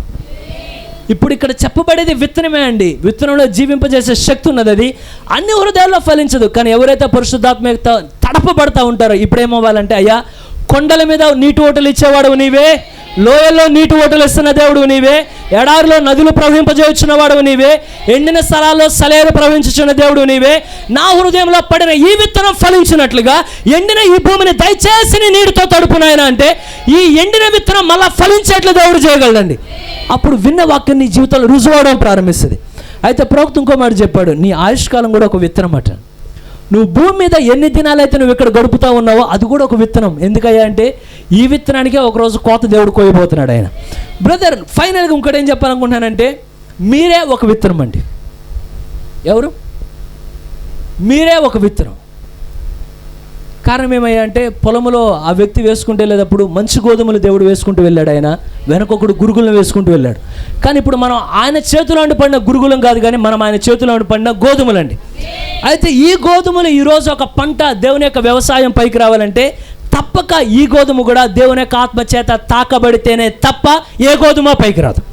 ఇప్పుడు మీకు నాకు కావాల్సింది ఏమయ్యా అంటే, గోధుమలు మన మధ్యలో ఉన్నాయా? దేవుడు ఇచ్చాడు ఆయన.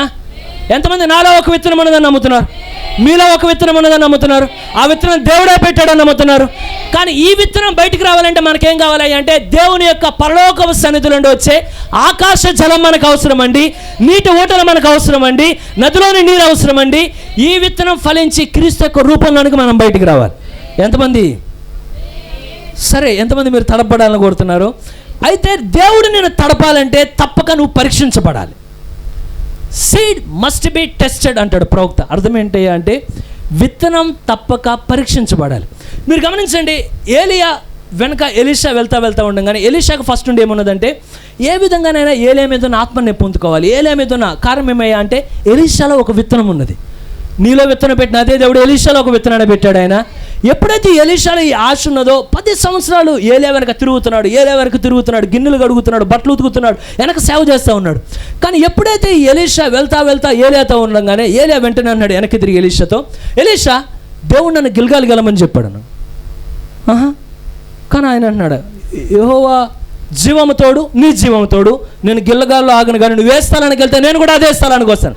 ఎప్పుడైతే ఏలియా బేతేలుకు వచ్చాడో వెంటనే ఎలీషా వైపు తిరిగి అడుగుతున్నాడు, ఏవో కొంచెం సేపు ఆగని. కానీ వెంటనే ఆయన అన్నాడు, అయ్యా యెహోవా జీవంతోడు, నీ జీవంతోడు, నేను ఈ స్థలంలో ఆగను, కానీ నువ్వే స్థలానికి వస్తే నేను అదే స్థలంలోకి వస్తాను. గిల్గాల్ని దాటి వెళ్తున్నాడు, బేతేలు దాటి వెళ్తున్నాడు, ఎరుకోని దాటి వెళ్తున్నాడు, యోర్దాన్ని దాటి వెళ్తున్నాడు. కానీ మీరు గమనించండి, ఏలియా అనే దేవుడు తన జీవితంలో ఎన్నడూ ఇన్నిసార్లు తిప్పలేదు ఆయన. కారణం, ర్యాప్చర్ ఎక్కడ జరుగుతున్నదంటే బేతేల్లో జరగట్లా, ఎరుకోలో జరగట్లా, యోర్దానులో జరగట్లేదు. కానీ ర్యాప్చర్ ఎక్కడ జరుగుతున్నదంటే యోర్దానికి ఆవల వైపున జరుగుతున్నది. అయితే దేవుడు ఏలియాని పిలిచేటప్పుడు, ఏలియా నువ్వు యోర్దాను ఆవలికి రా అని చెప్పట్లేదండి. కానీ దేవుడు అన్నాడు, ఏలియా నువ్వు బేతేలుకి వెళ్ళి అంటున్నాడు, ఏలియా నువ్వు గిల్గాలికి వెళ్ళి అంటున్నాడు, ఏలియా నువ్వు ఎరుకోకి వెళ్ళి అంటున్నాడు, ఏలియా నువ్వు యోర్దానికి వెళ్ళి. ఎంతమందికి అర్థమవుతున్నదో మీరు గమనించండి. ఎప్పుడైతే కరువు రాగానే దేవుడే ఏలియాతో ఏమన్నాడంటే, ఏలియా కరుగుతున్న ఈ కరువును బట్టి నువ్వు కెరీతు వాగు దగ్గరికి వెళ్ళు, అక్కడ నేను నిన్ను పోషిస్తా. ప్లేసులు తిప్పట్లా, డైరెక్ట్గా దేవుడు ఆ స్థలంలో పెట్టాడని. ఎంతమందికి అర్థమవుతుందో? ఏలియాని దేవుడు ఎక్కడికి వెళ్ళాలో డైరెక్ట్గా చెప్తున్నాడు ఆయన.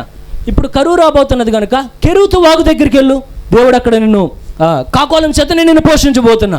కానీ ఆశతో వెళ్ళాడు, నమ్మికతో వెళ్ళాడు. వెళ్ళిన తర్వాత నమ్మికన దేవుడు ఎన్నడూ వృధా చేయలేదండి. టయానికి కాకులు పంపుతున్నాడు దేవుడు, టయానికి ట్యాప్ ఓపెన్ చేస్తున్నాడు దేవుడు, టయానికి నీటిని పంపుతున్నాడు దేవుడు. అక్కడ అవ్వగానే దేవుడు మళ్ళా ప్లేసులు తిప్పట్ల. కానీ వెంటనే అన్నాడు, కెరీతు వాగు దగ్గర అయిపోయింది ఏలియా, ఇక్కడ నుండి నువ్వు నెక్స్ట్ ఎక్కడికి వెళ్ళాలంటే సారేపతి యొక్క విధవరాలు ఇంటికి వెళ్ళు. దేవుడు ప్లేసులు తిప్పట్ల. ఇక్కడ నుండి వెంటనే సారేపతి ఇంటికి వెళ్ళాడండి. వెళ్ళంగానే అక్కడ కాకులతో పోషించిన అదే దేవుడు, అక్కడ కెరీతు వాగులో నీటితో పోషించిన అదే దేవుడు, ఇక్కడ దేవుడు పోషించడం ప్రారంభించాడు. ఆయన చుట్టూ తిప్పట్ల, డైరెక్ట్గా తీసుకొచ్చాడు. ఎంతమందికి అర్థమవుతుంది నేను చెప్పేది? ప్లేసులు తిప్పట్ల. చెప్తున్నాడు ఏమంటే, నువ్వు అక్కడికి వెళ్ళు, అక్కడ జరుగుతున్నది అది.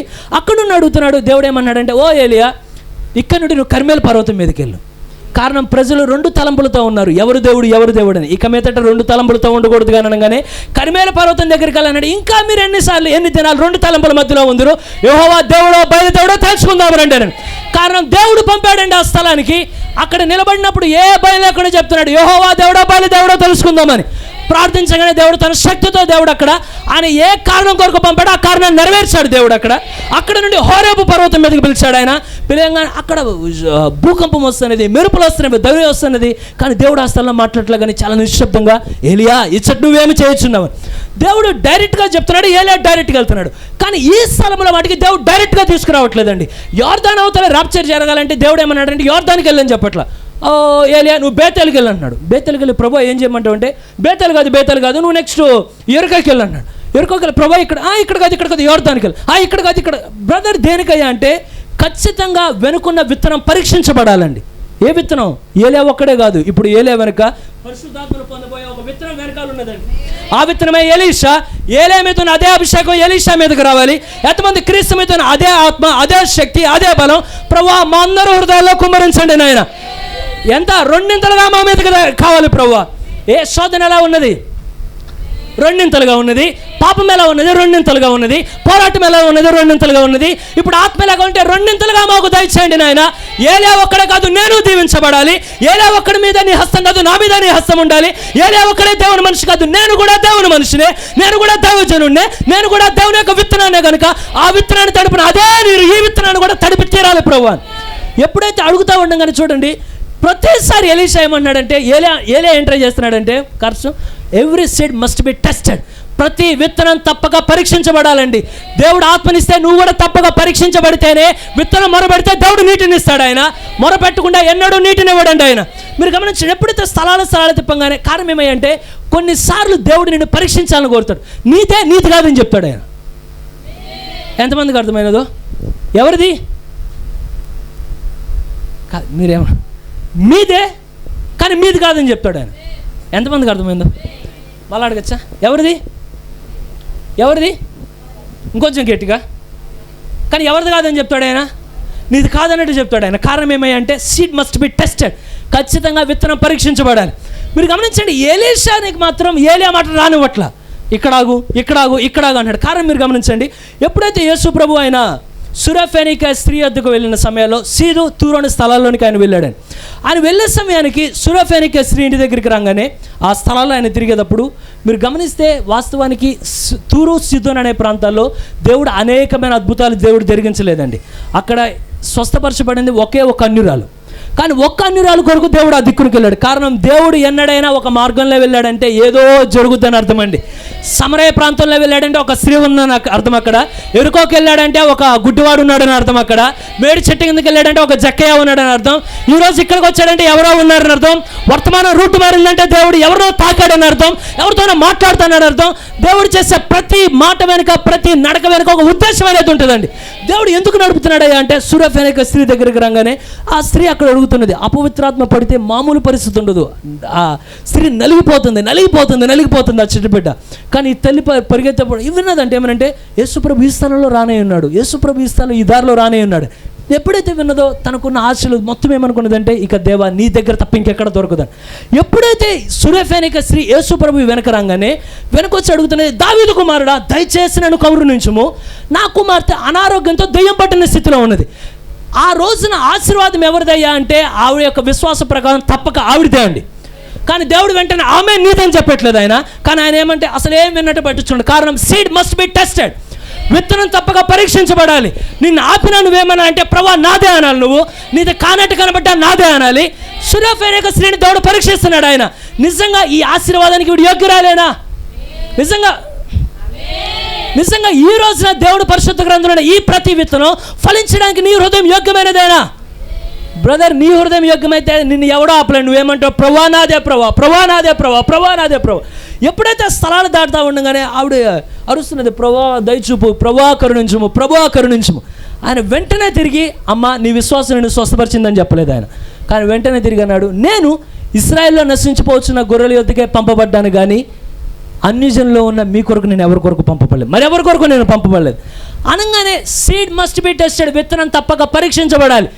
ఎప్పుడైతే ఈ మాట అనగానే ఆవిడ ఒక్కడు కూడా వెనకే ఇట్లా. ఈరోజు నువ్వేమనుకోవాలంటే, ప్రభువా ఎన్ని పరిస్థితులు నాది కాదన్నట్టు కనబడ్డా నా అడుగు వెనక పడకూడదు, కానీ సురేఫెనికే స్త్రీలో ఉన్న అదే విశ్వాసం ఏమంటే, ప్రభువా నాదే నాయన, ప్రభువా నాదే నాయన, ప్రభువా నాదే నాయన. ఆయనేమో నీది కాదన్నాడు, కానీ ఆ మాత్రం నాదే ప్రభు అంటున్నది. వెంటనే వెనక్కి తిరిగి ఇది నీది కాదన్నట్టు చెప్పినా సరే వెంటనే ఆమంటున్నది, అయ్యా దయచేసి కనుకరం చూపు, దయచేసి కనుకరం చూపు, దయచేసి కనుకరం చూపించు. ఎప్పుడైతే ఆవిడ వచ్చి, మీరు ఇంకా లేఖనాలు చెప్తే క్లియర్గా ఏముంటుందంటే, ఆవిడ ముందుకు వచ్చి ఆయన స్తుతించడం ప్రారంభించినదంట, వర్షిప్ చేయడం ప్రారంభించినదంట, మొక్కడం ప్రారంభించినది, ఆరాధించడం. అయ్యా నీవే నిజమైన దేవుడివి, నీవే దేవుని కుమారుడివి, నీవే స్వస్థపరచువాడివి. ఎంతమంది ఉన్నారు ఈ స్థలంలో? ప్రభువా మాకు కాదు సమస్త ఘనత నీకేనాయనా, మా బలం కాదు నీ బలం నాయనా, నీ ఘనత నీ ప్రభావం నాయనా, సర్వశక్తి నీకేనాయనా. వారు ఆరాధించడం ప్రారంభించిన ప్రభువా నీవే, ప్రభువా నీవే, ప్రభువా నీవే అంటే మొత్తం ఆరాధించిన తర్వాత ఏమన్నాడు తెలుసు ఆయన? Seed must be tested. మొత్తమైన తర్వాత నా కుమార్తె నువ్వు స్వస్థపరచబడ్డావు, నీ కుమార్తె స్వస్థపరచబడింది అని చెప్పలేదు, కానీ వెంటనే తిరిగి అన్నాడు ఆయన, పిల్లలకి పెట్టే రొట్టె ముక్కలు కుక్క పిల్లలకు వేయ తగదు కదా. Seed must be tested. విత్తనం పరీక్షించబడాలి. అన్ని విత్తనాలు ఎదగవండి, అందుకే అడ్డంకులను బట్టి ఆగిపోతాయి విత్తనాలు, కానీ ఈవిడ మాత్రం ఆగట్లే. కానీ వెంటనే ప్రభువా నిజమేనాయన, బల్ల మీద ఉన్న రొట్టె ముక్కలు మేము తినలేం, కానీ కింద పడ్డ రొట్టె ముక్కలనే మేము తింటాం కదా ప్రభువా. సీడ్ని ఆపడం ఎవరి వల్ల కాదండి దానికి. ఒకవేళ నీ విత్తనం పరీక్షించబడితే నీరు ఇవ్వడానికి దేవుడు ఇంకా సిద్ధంగానే ఉన్నాడు. ఆయన వాగ్దాన దేశాన్ని తడిపిన అదే దేవుడు, నువ్వు నమ్మితే నువ్వు హృదయాన్ని తడపగలిగిన దేవుడు ఆయన. ఎంతమందికి అర్థమవుతున్నదో, ఆ నేల కాదు ఈ నేల తడపబడాలి, ఆ మట్టి కాదు ఈ మట్టి తడపబడాలి, ఆ వాగ్దానం కాదు ఈ వాగ్దానం మన మధ్యలో నెరవేరి తీరాలి. కారణం పేతురు అన్నాడు, ఈ వాగ్దానం మీకును దూరస్తులకు, ఎంతమంది మీకును మీ పిల్లలకుని దూరస్తులందరికీ వాగ్దానం చెందును గాక. కారణం తడపబడే మట్టి ఏదో స్థలంలో ఉన్నది కనుక, పోరాటం చేసే విత్తనం ఎక్కడో ఉన్నది కనుక, ఎంత నొక్కినా ఆవిడ అంటుంది, ప్రభువా వాగ్దానం నాదేనాయనా, ప్రభువా కనీసం కింద పడ్డారట్టు. బ్రదర్ ఎవరి గురించి నువ్వు మాట్లాడుతున్నావయ్యా అంటే, బ్రదర్ ఎవరి గురించి నువ్వు మాట్లాడుతున్నావయ్యా అంటే, దేవుడు దయ చూపించిన కాక.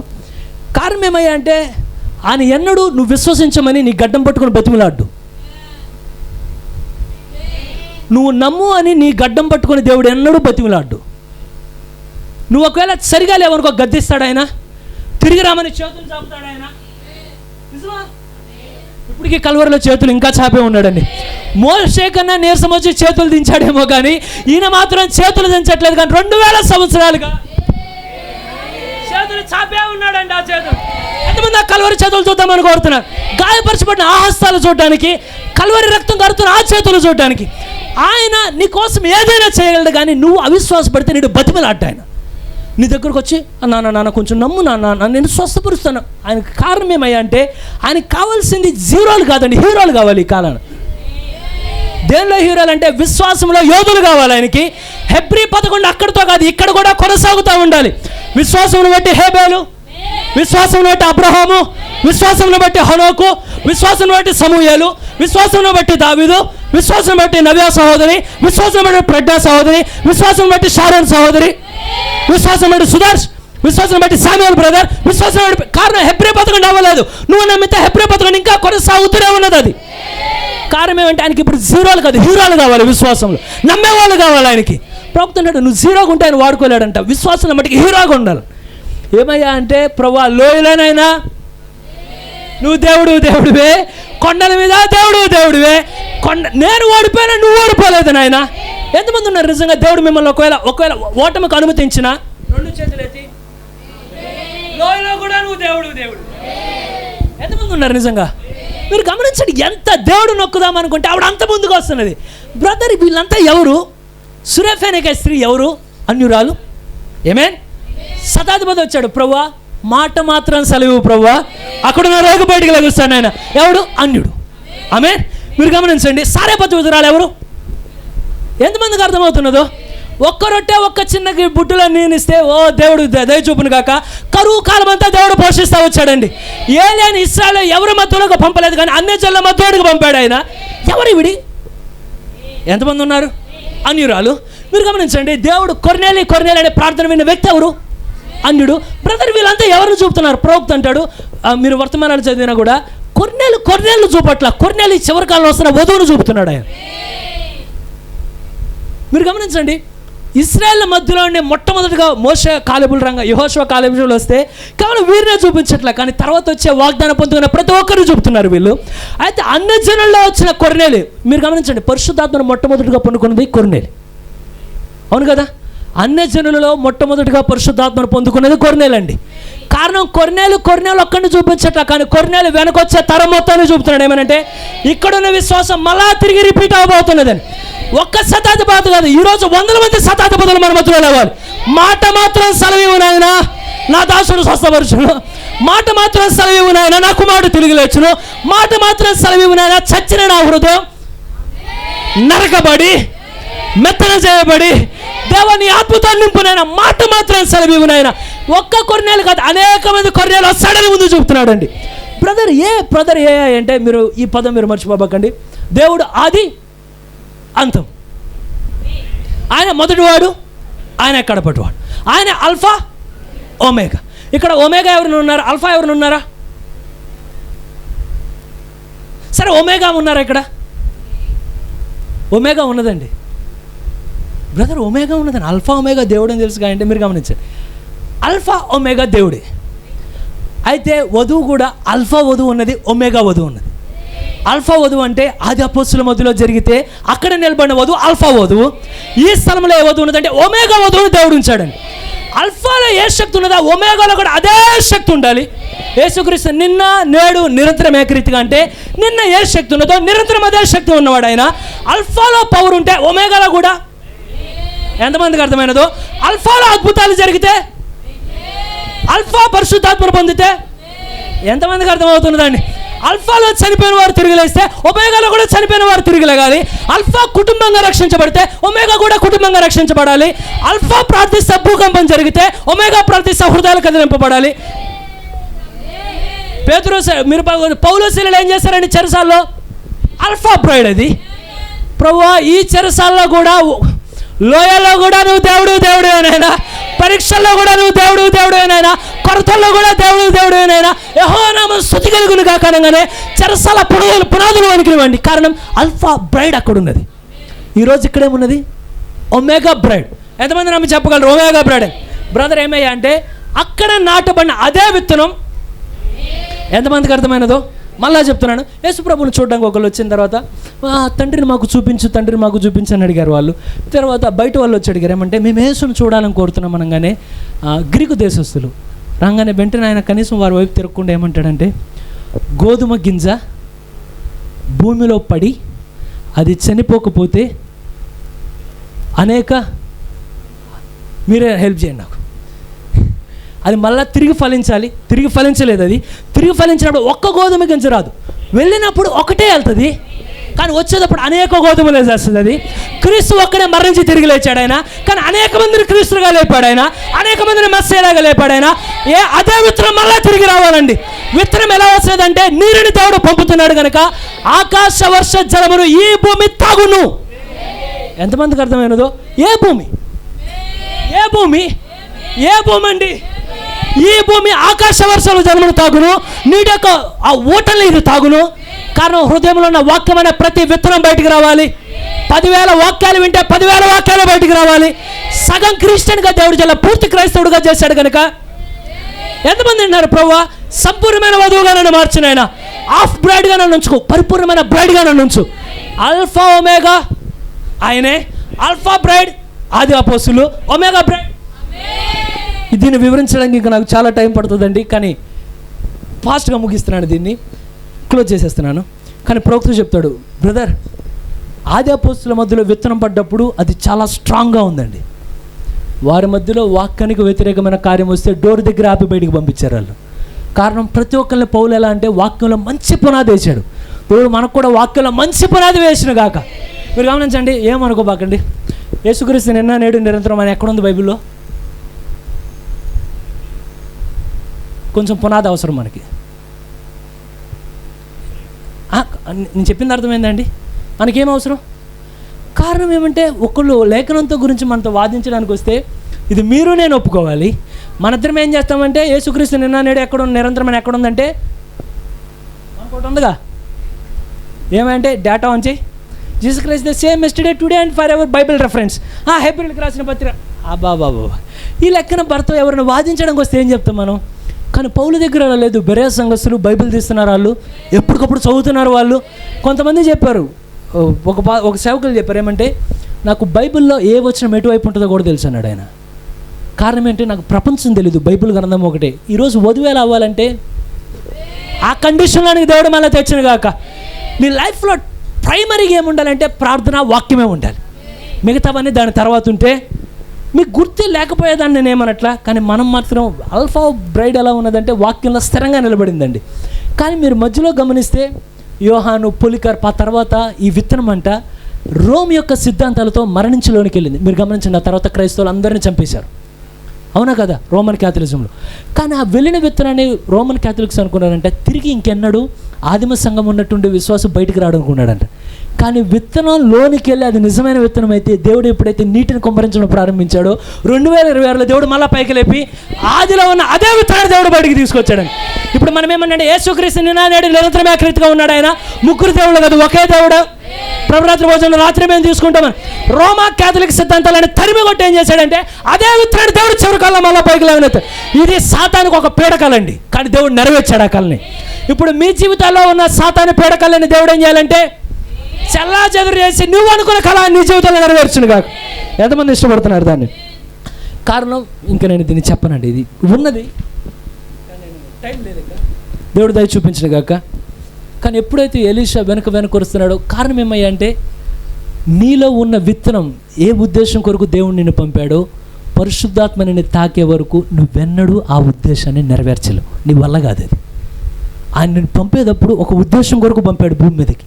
ఆ ఉద్దేశం నువ్వు నెరవేర్చాలంటే ఆ విత్తనం మీద ఆకాశం యొక్క జలం కుమ్మరించబడాలి, నీటి ఓటులు పారి ఆ విత్తనం మీదకి రావాలి, ఆ విత్తనం తిరిగి ఫలించడం ప్రారంభించాలి. ఎంతమంది ప్రభువా నాలో ఉన్న విత్తనం ఎన్నడూ ఇది విఫలమైపోకూడదు, ఈ విత్తనం తప్పక ఫలించాలి.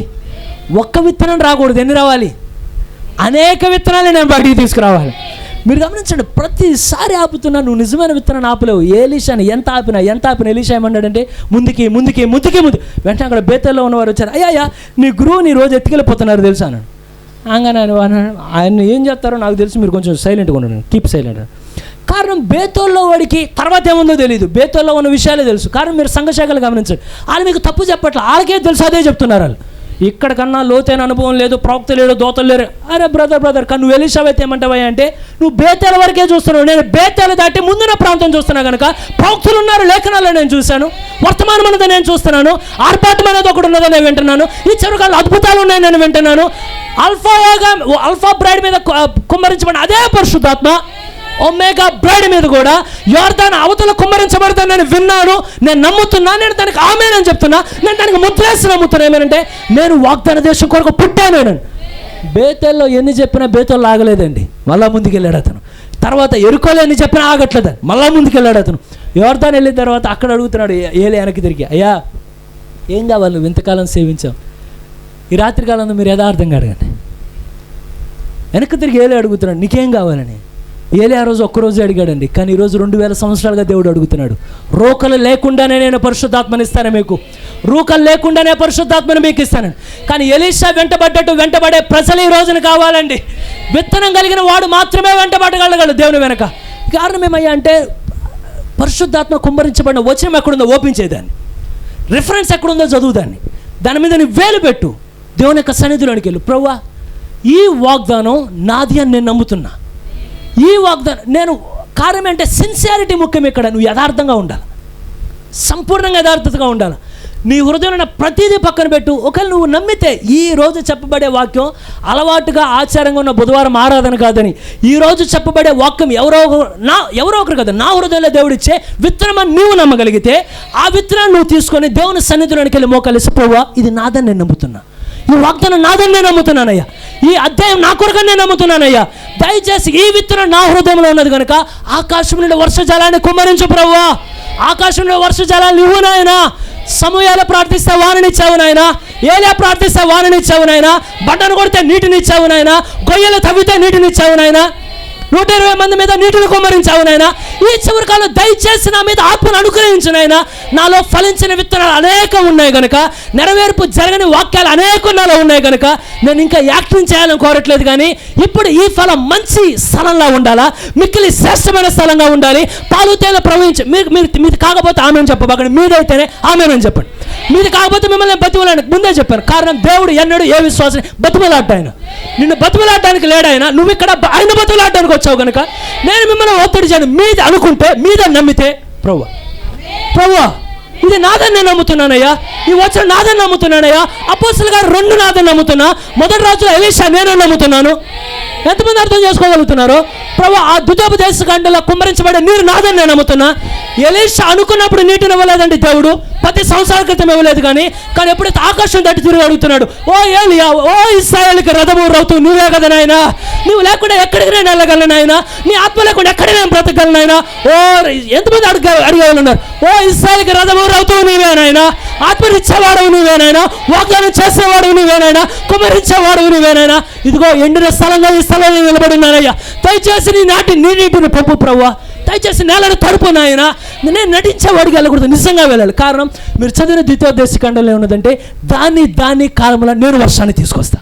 నువ్వు అనుకున్న కాలంలో దేవుడు తావడు, నేను అనుకున్న కాలంలో కాదు. కానీ విత్తనం నీ హృదయంలో ఉంటే, విశ్వాసమైన నీరు నువ్వు పోయగలిగితే దాని కాలంలో తప్పక వాగ్దానాన్ని దేవుడు చూడడానికి తీసుకొస్తాడు. ఐగుప్తు యొక్క నది కింద దేవుడు మనల్ని ఉంచలా. నీకేమి కావాలన్నా ఆకాశం ఎంతమంది చేతులు ఎత్తాలని ఉన్నారు. మీకు ఇది ఒక రొటీన్ వర్షిప్గా ఉంటే మీరు అలాగే వెళ్ళిపోండి. మళ్ళీ చెప్తున్నాను, మీకు అలవాటు ఆచారంగా ఉన్న ఆరాధనగా అనిపిస్తే మీరు అలాగే వెళ్ళిపోండి. మీకు అలవాటు ఆచారంగా ఏమంటే ఓకే ప్రతి బుధవారం వచ్చి, కానీ నిజంగా నీలో ఆ సీడ్ ఉండి, నిజంగా నీలో ఆశ అనేది ఉంటే, నేను పుట్టించలేని విత్తనం. కారణం ఏమయ్యా అంటే దేవుడు నీకు ఒక ఆశీర్వాదం ఇవ్వగలడు, ఆశీర్వాదాన్ని వెనక్కి తీసుకోగలడు. ఎంతమంది ఆమెనంటారు దానికి? దేవుడికి ఒక తలాంతిని ఇవ్వగలడు, దేవుడు తలాంతిని వెనక్కి తీసుకోగలడు ఆయన. ఎంతమంది ఆమెనంటారు? దేవునికి వస్త్రాలు ఇవ్వడం, వస్త్రాలు వెనక్కి తీసుకోగలడు ఆయన. దేవునికి పొలం ఇవ్వడం, పొలాన్ని వెనక్కి తీసుకోగలడు. కానీ నీలో విత్తనాన్ని పెట్టి విత్తనాన్ని వెనక్కి తీసుకోలేడండి. విత్తనం పెట్టాడంటే తప్పగా ఫలించి తీరాల్సినదే. అది విత్తనం పెట్టాడంటే తప్పగా విత్తనం మొలకెత్తాల్సినదే, క్రీస్తు యొక్క స్వరూపం రావాల్సినదే. ఆయన పెట్టిన విత్తనం ఆయన ఎన్నడూ బయటికి తీయడండి. యాకోబులో పెట్టాడు విత్తనం, అది ఫలించే వరకు యాకోబులో నిద్రలేదు. ఏమనంటే ఎలాగైనా జాస్తత్వాన్ని ఎలాగైనా జాస్తత్వాన్ని ప్రభు ఎలాగైనా ఈ స్థలంలో దీవించినాయన. ఎప్పొక్కరావు దగ్గర దేనిగా నేర్చాడు, అతను కాదు, లోని విత్తనం ఏడుస్తున్నది. ఏమనంటే నేను ఇలా ఎండిన భూమిలో ఉండలేను, కానీ ప్రభు దయచేయనాయన, ప్రభు దయచేయనాయన, ప్రభు దయచేయనాయన, దయచేసి నీ ఆత్మతో కుమ్మరించినాయన, నీ ఆత్మతో తాకున్నాయన. ఎండిన స్థలంగా ఉండకూడదు నాయన. ప్రతి వాగ్దానం క్రీస్తు చేసినది అవునన్నట్టుగానే ఉన్నావు కనుక, ప్రతి వాగ్దానం ఆమేనన్నది కనుక, నీ విశ్వాసం ఆమేనంటే దేవుడు ఆమేనంటే క్షణాల్లో నువ్వు ఎదురు చూసో దేవుడు ఇవ్వగలడు ఆయన. It takes seconds. వాన కుమ్మరించడానికి సెకండ్ల కాలం చాలండి దేవుడికి. ఉరుములు తప్పిగలడు ఆయన, మబ్బులు తప్పిగలడు ఆయన, ధ్వనులు చేయగలడు ఆయన. కానీ అడిగిన నేలని తడిపే దేవుడు ఆయన. మళ్ళా చెప్తున్నా, నీకు ఒక రొటీన్ వర్షిప్ ఉంటే అలాగే వెళ్ళిపో. కానీ ఈ వర్షిప్లో ప్రభువా నువ్వు నాతో మాట్లాడావు, ఈ విత్తనం నాది. యాకోబులో విత్తనం ఉంది, నాలో విత్తనం ఉన్నది. ఏలాలో విత్తనం ఉన్నది, నాలో విత్తనం ఉన్నది. ఎలీషాలో విత్తనం ఉన్నది, నాలో విత్తనం ఉన్నది. 120 మందిలో విత్తనం ఉన్నది, నాలో విత్తనం ఉన్నది. పౌల్లో విత్తనం ఉన్నది, నాలో విత్తనం ఉన్నది. ప్రవక్తల విత్తనం ఉన్నది, నాలో విత్తనం ఉన్నది. సేవకుల విత్తనం ఉన్నది, నాలో విత్తనం ఉన్నది. ఆ విత్తనాన్ని తడుపున అదే దేవుడు ఈ కాలంలో కూడా ఈ విత్తనాన్ని తడుపు నాయనాని. కానీ నువ్వు నిజంగా విత్తనం మొరపెట్టినట్టు మొరపెడితే ఆయన చెప్తున్నాడు, ఈ స్థలం, మళ్ళా చెప్తున్నా, ఈ వాగ్దాన దేశం నేను లక్ష్య పెట్టే దేశం.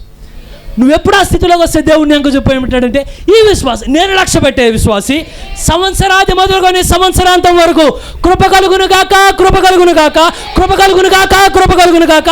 ఆశీర్వాదం వెంబడి ఆశీర్వాదం, జీవం వెంబడి జీవం.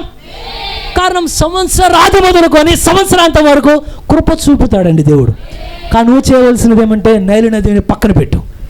ఇక్కడ ఆకాశ వర్షం, కొండల మీద ఉన్న ఊటలు, లోయల్లో ఉన్న ఊటలు, ఇవన్నీ దేవుడు మనకి సమృద్ధిగానిచ్చి నీలో ఉన్న ప్రతి విత్తనం దేవుడు బయటికి తెచ్చును గాక. ఎంతమంది మీ వాక్యానికి ఆమేనని చెప్తారు? ఎంతమంది ఈ విత్తనం నాదని నమ్ముతున్నారు? ఈ వాక్యం నాదని నమ్ముతున్నారండి. సురేఫేనికే స్త్రీలా ఎంటబడాలా ఈరోజు? ఎలాగా సురేఫేనికే స్త్రీలాగా? నీది కాదంటే ప్రభు నాదేనాయన, నువ్వు పొందగలవు, నేను పొందుకోగలను ఆయన.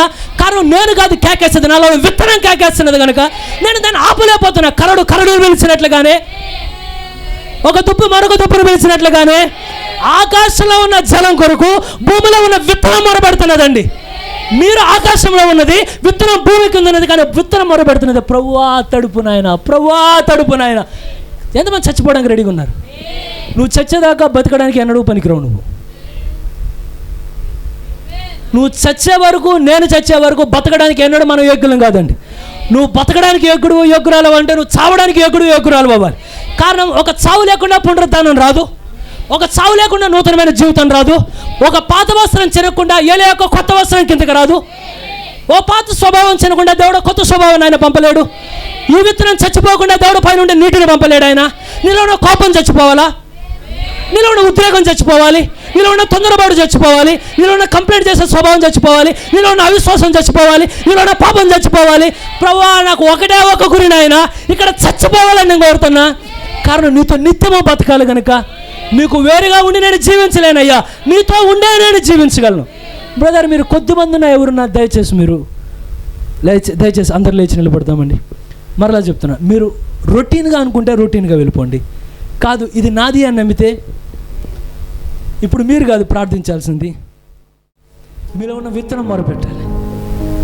ప్రభువా దయచేసి తడపండి, దయచేసి తడపండి, ప్రభువా దయచేసి నన్ను తడపండి నాయన. ఎండిపోయిన భూమిలో నిష్ఫలమైన ఫలాలు ఇవ్వాలని నేను కోరట్లేదు, కానీ నువ్వు ముందుగానే చెప్పావు అది మంచి మిక్కిలి శ్రేష్టమైన దేశం. అది కొండలు లోయలు కలిగిన దేశం. అది యెహోవా లక్ష్య పెట్టే దేశం. సంవత్సరం మొదలుకొని, ఎంతమంది కోరుతారు ప్రభువా? సంవత్సరం మొదలుకొని సంవత్సర ఆదివంతం వరకు, ఆ సంవత్సరం యొక్క ముగింపు వరకు కృప కలుగునుగాక, కృప కలుగునుగాక, కృప కలుగునుగాక. ఓ దేవా, యజమానుడా,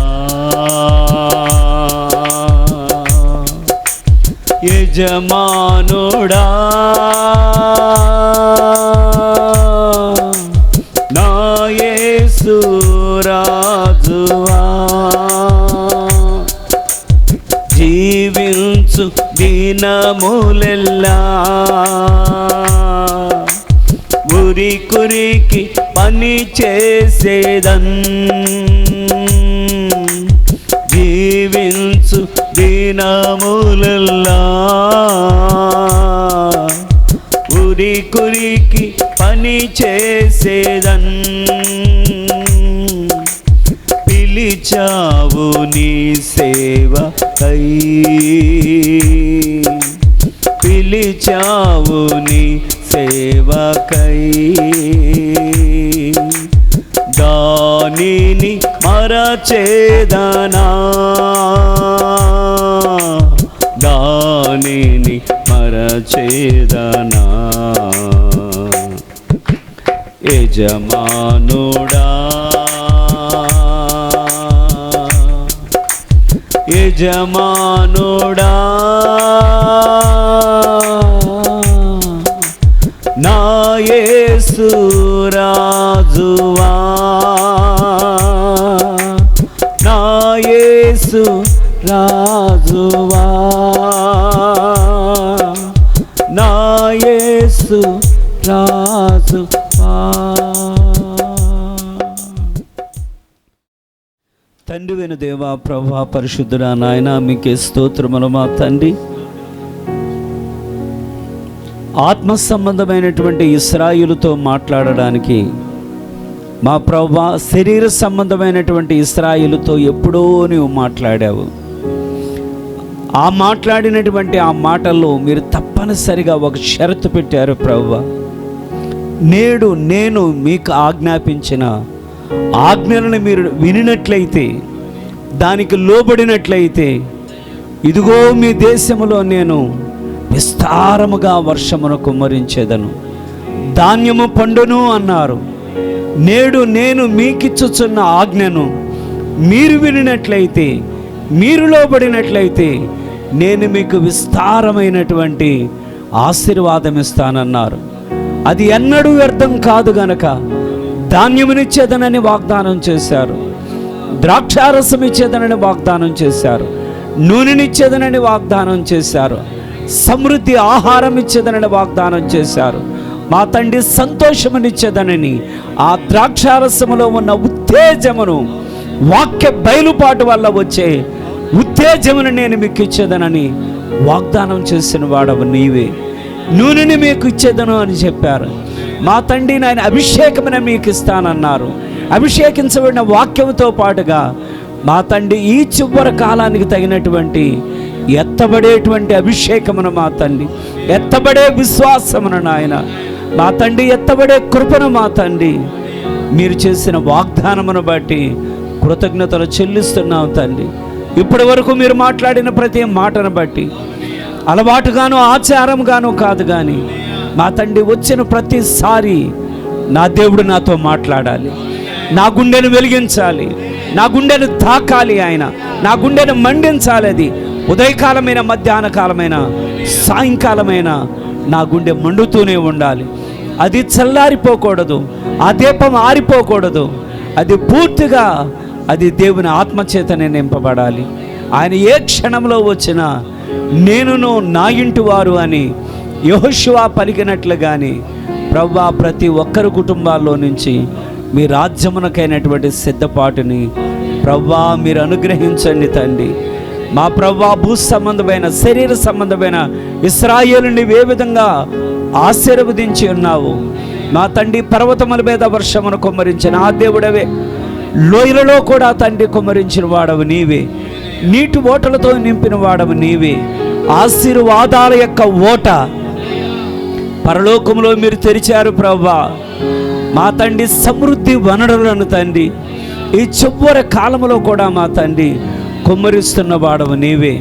పౌలు యొక్క పరిచర్యలోనూ తండ్రి ఏ విధంగా మీరు కుమ్మరించి ఉన్నారో ఈ చివరి కాలములో, ఈ కడవరి కాలములో తొలకరి వర్షమును కుమ్మరించిన ఆ దేవుడవే, విత్తనాలు విత్తుతుండగా ఇచ్చిన ఆ దేవుడవే తండ్రి. ఈ పంట పక్వానికి వచ్చేటప్పుడు కూడా మా తండ్రి కడవరి వర్షమునిచ్చేదనన్నారు. ఆ వర్షముతో నింపండి నాయన.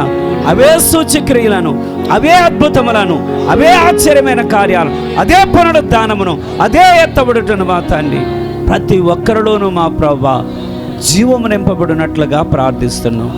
ఏ ఒక్కరిలో అనుమానమైనను, ఏ ఒక్కరిలో మా ప్రభువా ఏ విధమైనటువంటి నాయన బలహీనతకైనను తావు లేకుండా మా తండ్రి సంపూర్ణమైనటువంటి హృదయంతో ప్రేమించే వారిగా నిలబెట్టండి.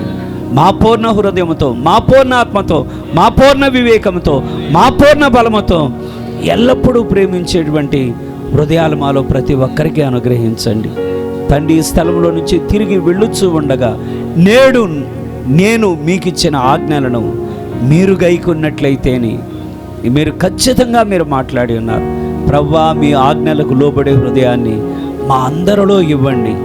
విని వెళ్ళిపోయే వారి వలె కాకుండా ఆ వాక్యం చెవులలో నుంచి మరొక చెవులో నుంచి వెళ్ళిపోకుండా మా తండ్రి హృదయంలోకి దిగబడిన ఆయన అది నాటబడి మా ప్రభువా పాతవన్నీ చనిపోయి మా తండ్రి నూతనముగా తిరిగి జన్మించిన వారుగా మా తండ్రి ఆత్మ సంబంధమైన జన్మతో తండ్రి మీకు ఇష్టలుగా ఎదుగునట్లు ఆశీర్వదించండి.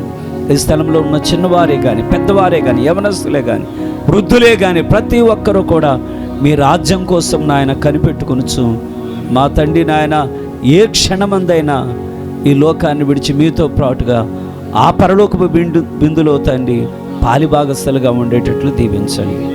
ఈ స్థలంలోంచి తిరిగి వెళ్ళుచున్నగా తండ్రి మార్గమంతట్లో క్షేమాన్ని ఇవ్వండి అయ్యా. మరలా ఎత్తబట్టు ఆలస్యమైతే మేమందరము చేరి ఆరాధించే వరకును మీ సన్నిధిని ఇరుపక్షాల తోడుగా ఉంచమని మా తండ్రి ఈ చుట్టుప్రక్కలున్న కుటుంబాలను కూడా జ్ఞాపకం చేసుకోండి. ఎవరెవరు ఎటువంటి ప్రార్థన అవసరతలు కలిగి ఉన్నారు, ఎవరెవరు మీ ఆరాధన స్థలం తట్టు చేతులు చాపుతున్నారు వారు కూడా మేలు పొందినట్లుగా దీవించమని యేసు క్రీస్తు పరిశుద్ధ నామమున తండ్రి ప్రార్థించి వేడుకొనుచున్నాము.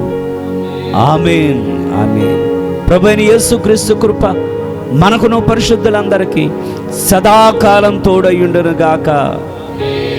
ఆయన ఓటలు ప్రతి ఒక్క హృదయములో ప్రవహించును గాక. God bless you.